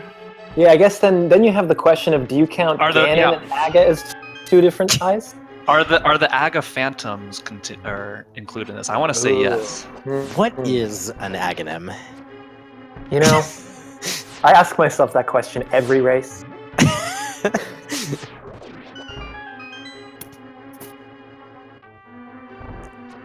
So I'm opening up a spreadsheet here, keeping track of all the bosses and eyes per boss. I need to verify if this 51 number / 53 number is accurate. Why does anybody let you commentate? This is going to be the most educational stream that we've had. Oh, Fant. But I still don't know if the Lamulus have eyes. Because generally, creatures that live primarily underground lose their eyesight. Or eyes in general. To figure out how many eyes are in A Link to the Past, we must first... Okay, here we go. I'd consider those 2 orange things eyes, so yes. Yeah, they're eyes. On the side? Oh, that's debatable. I mean, in fan art, clearly see that those are... I mean, I don't know. We might need to get some, like, official artwork. Oh, Kirito almost had a really good snipe across the room. The Landmo just juked at the last instant.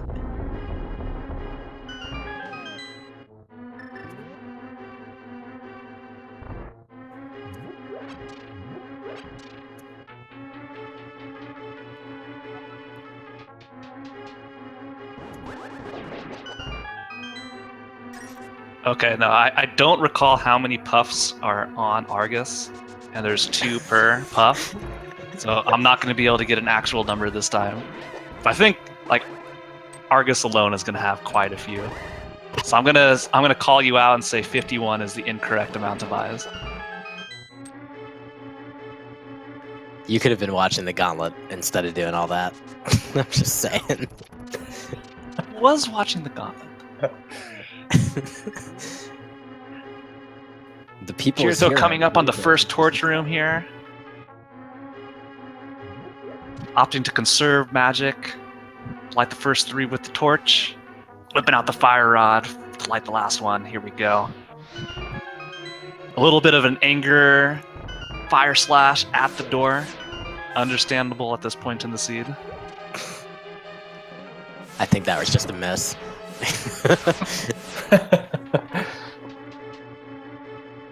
It was a miss in anger, though.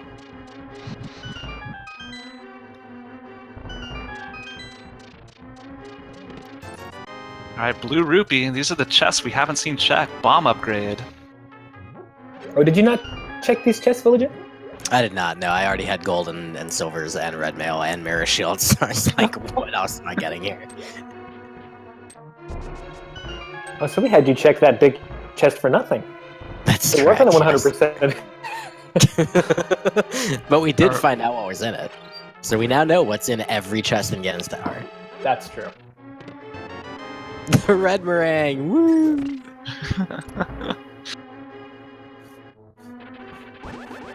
So So, Ooh. question in chat from Nick Musk: does blind count as 0 eyes because he is blind? It's like, no. Even if you're blind, there are still eyes. The eyes just do not work.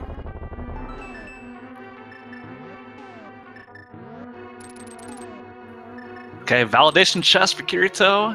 Getting that compass to Swamp Palace.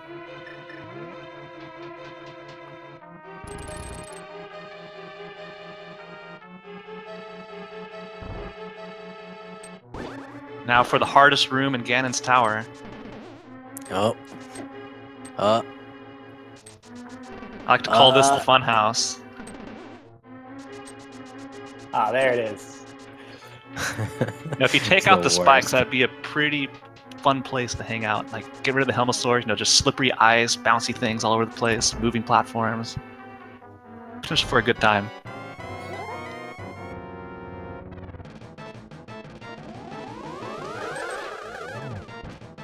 Dude, that was a sick deflection there for that hit. Well done, Kirito. That was fast thinking.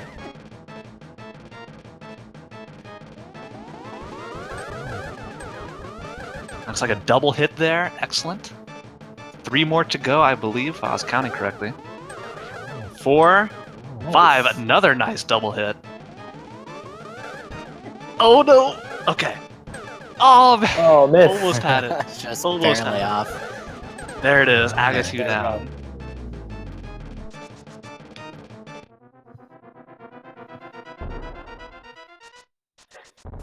Yes, Wigger. Aga, I'm going to say, counts twice. Once for Aga 1 and 3 times for Aga 2 because of the 2 phantoms. Here we go. Finally, Kirito at the 3-hour mark entering the Ganon's fights. I admire his, perseverance and fortitude going through this seed. Yeah, again, like Kern mentioned earlier, willing to get yourself restreamed. Rise, you're pretty new to this. And, giving us some pretty awesome performances on some bosses. Absolutely. And notice that the only dungeon that Kirito did not finish is the one containing the Pendant of Courage. Is that a coincidence? I don't think so. Kirito's already got He's already got the Pendant of Courage and the Triforce of Courage.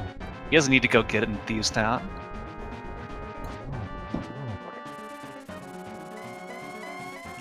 Okay, so I'm looking around the boss room here. We've got another set of eyes, the Ganon door, heading into the Triforce room. What? Okay, That's not you're out of control. You need to If be we're stopped. including the Armos Knights, which are statues, we include all statues, whether or not they move. Okay, look at that sick dodge, though, on that fire ring. Kirito just standing right in front of Gan, letting it go around them.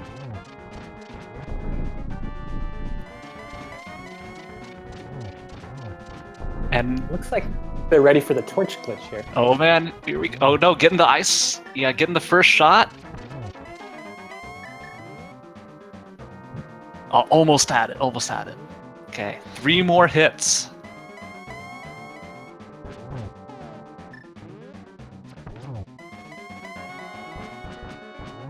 All right, that's 3. Get out that fire rod. Oh man, just going for it, not even worrying about whether or not the fire bats are going to knock him off the edge. There it is, Ganon down for Kirito. Wow. GG's. GG.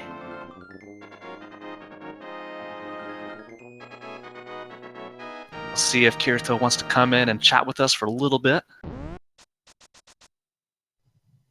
Yeah, Kirito finishing 26th place with an official SRL time of 3 hours, 3 minutes, and 2 seconds.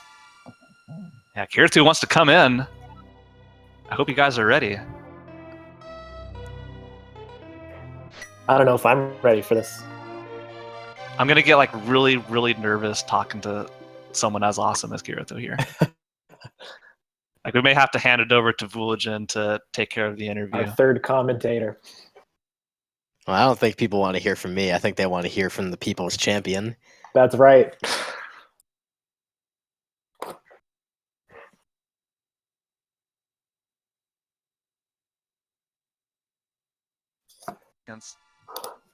Yeah, Kirito wants to come in.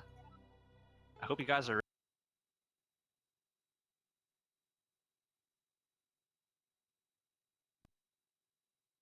Okay, just seeing. Get him in the waiting room here. New world.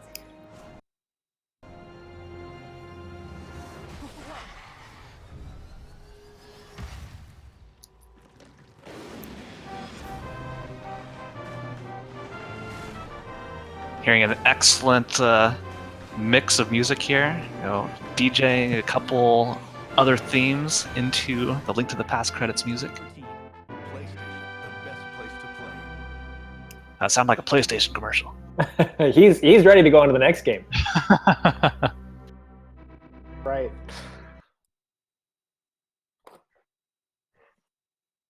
Take this moment to shout out to our amazing trackers, Darkus and Maximini, who've done a great job keeping up with this insane event. Hearing an excellent mix of music here. You know, DJing a couple other themes into the Link to the Past credits music. Sound like a PlayStation commercial. He's ready to go on to the next game. If I can provide a real quick update, it looks like we have Nick Musk as well as Koge Kikeshu Take this moment to shout out and several to our others in amazing chat trackers, working very hard on figuring out that I Maximini, estimate. who've done a great And job keeping up with they this have insane they're event. figuring out some numbers. Excellent mix of music here. You know, DJing a couple other themes into the Link to the Past credits music. Sound like a PlayStation commercial. He's ready to go on to the next game. Oh, it looks like Kirito hopped into the speed gaming chat. Nick Musk as well as Koge Kikeshu and several others in chat working very hard on figuring out that I estimate. And they have they're figuring out some numbers.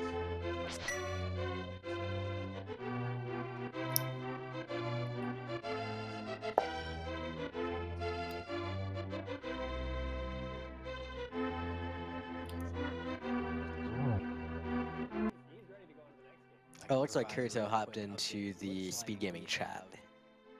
Nick Musk as well as Koge Kikeshu and several others in chat working very hard on figuring out that I estimate. And they have they're figuring out some numbers.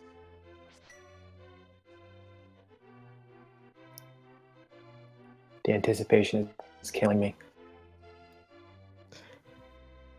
Yeah, looks like Kirito is figuring out Discord stuff. Oh, looks like Kirito hopped into the speed gaming chat. Nick Musk as well as Koge Kikeshu and several others in chat.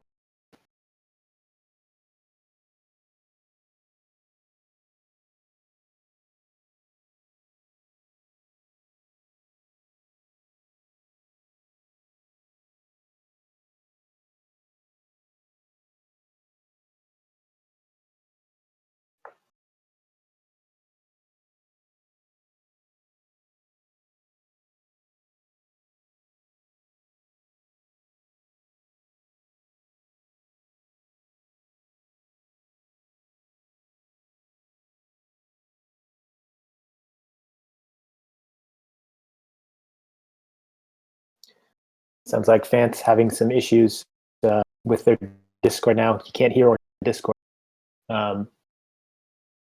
Still trying to see if we can get Kirito in to interview. Dang, the awesomeness of Kirito's finish has incapacitated both one of our commentators and also Kirito's Discord. RIP. Well, you know, in some ways that would kind of ruin the mystery. Like, isn't it better if it's left up to the imagination?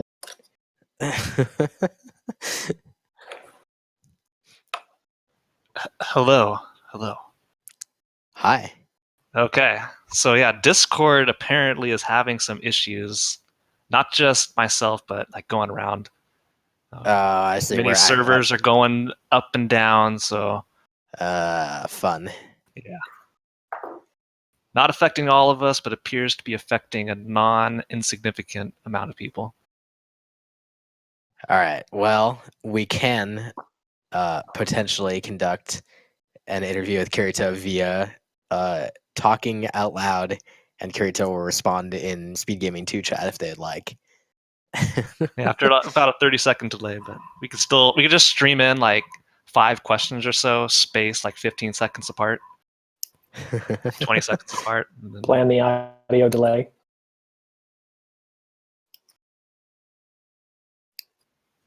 All right, first question. If this actually works, might as well start it now. So Kirito, if you're listening, as the people's champion of the restream today, everybody was rooting for you, pull off some pretty awesome stuff. How new are you to Randomizer? Kern found out, I guess, that you just learned about SRL races. So, thanks for putting on a great show and like being willing to be restreamed for us tonight. Yeah, really impressive run. I was amazed to see that you just joined live on. So, I mean, just the fact that you're doing a Keysanity, much less have the guts to be restreamed on a Keysanity, but then to see a lot of your courageous plays, like your Mothula fight with Fighter Sword, the people love you.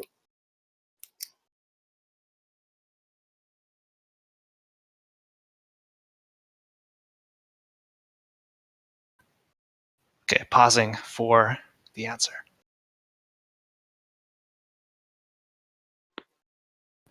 Kern, I'll throw it over to you for the next question. So, how nervous were you in second Mothula? You got down on health again. You came in, you had some safeties, but that first fight took you down. In the second fight, you didn't have that much more into it.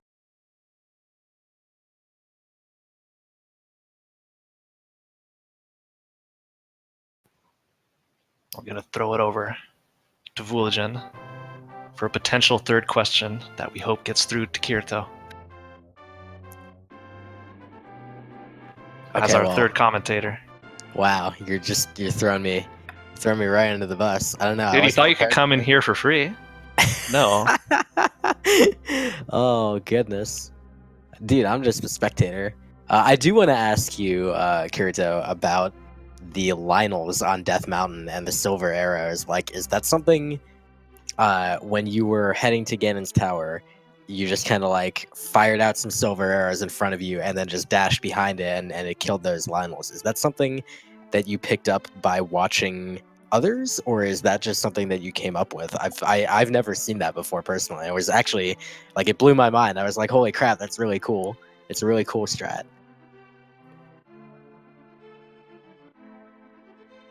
Yeah, I think I'm gonna steal that if I'm ever up there with only the Master Sword. Kirito saying it's an original. That's very impressive. I was very impressed by your knowledge of the game. So I have another question. I'm going to have a second question. I see that your first race on Speedruns Live for January 2nd. Have you been running the game for that, or have you just watched a lot?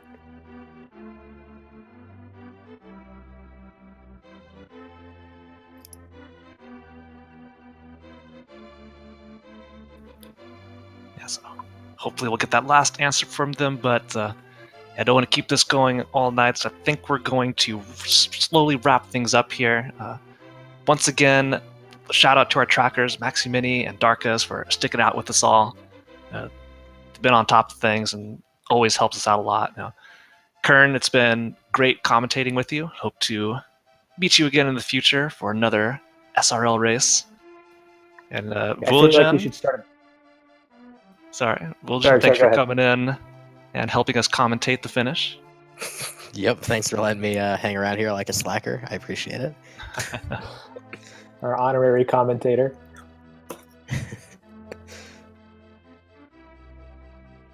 Yes, thank you very much, everybody. And thanks, Kirito, who's still in the chat, being the people's champion and the true independent courage. This is a great race.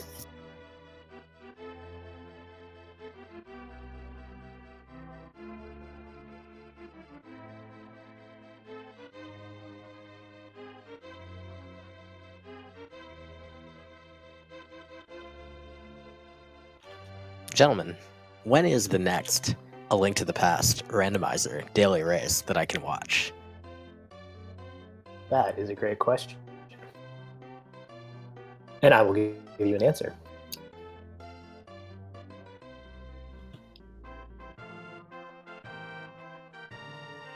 Next race coming up, we have tomorrow, 2 p.m. Eastern, Keysanity, followed by an 8 p.m. Open.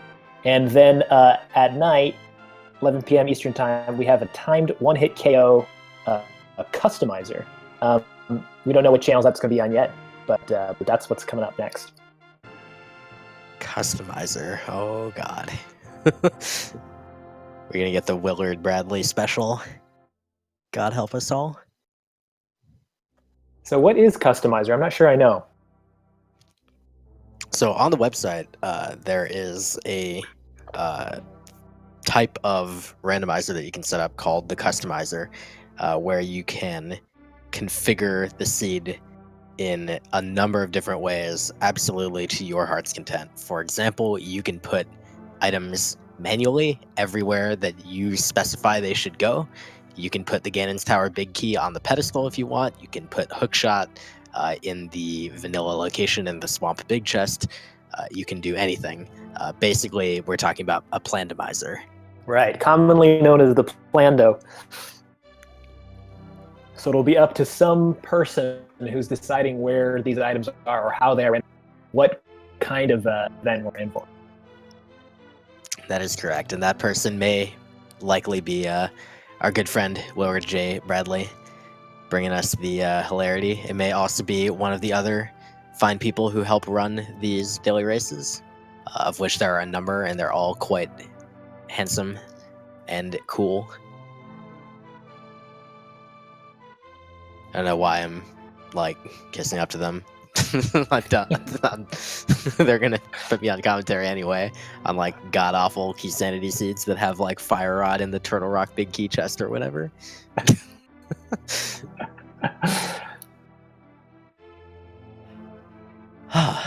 Well, yeah, it sounds like Fant died again. Rip in pieces. Oh, rest in peace.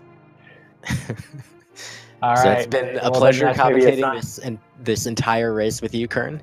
Yeah, I cannot believe that you raced in common whole.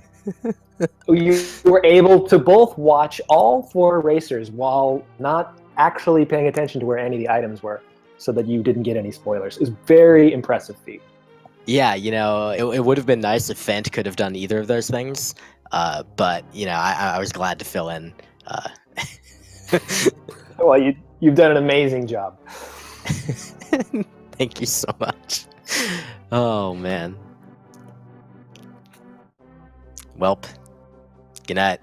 Well, good night, everybody. And before I sign off, I just want to say that we're getting an official count now, Elemento158 in chat, that there are 136 eyes, including firebats, not including eyes in the boss rooms. So we have all the answers we need, and that's the most educational speed gaming run that you may have ever seen.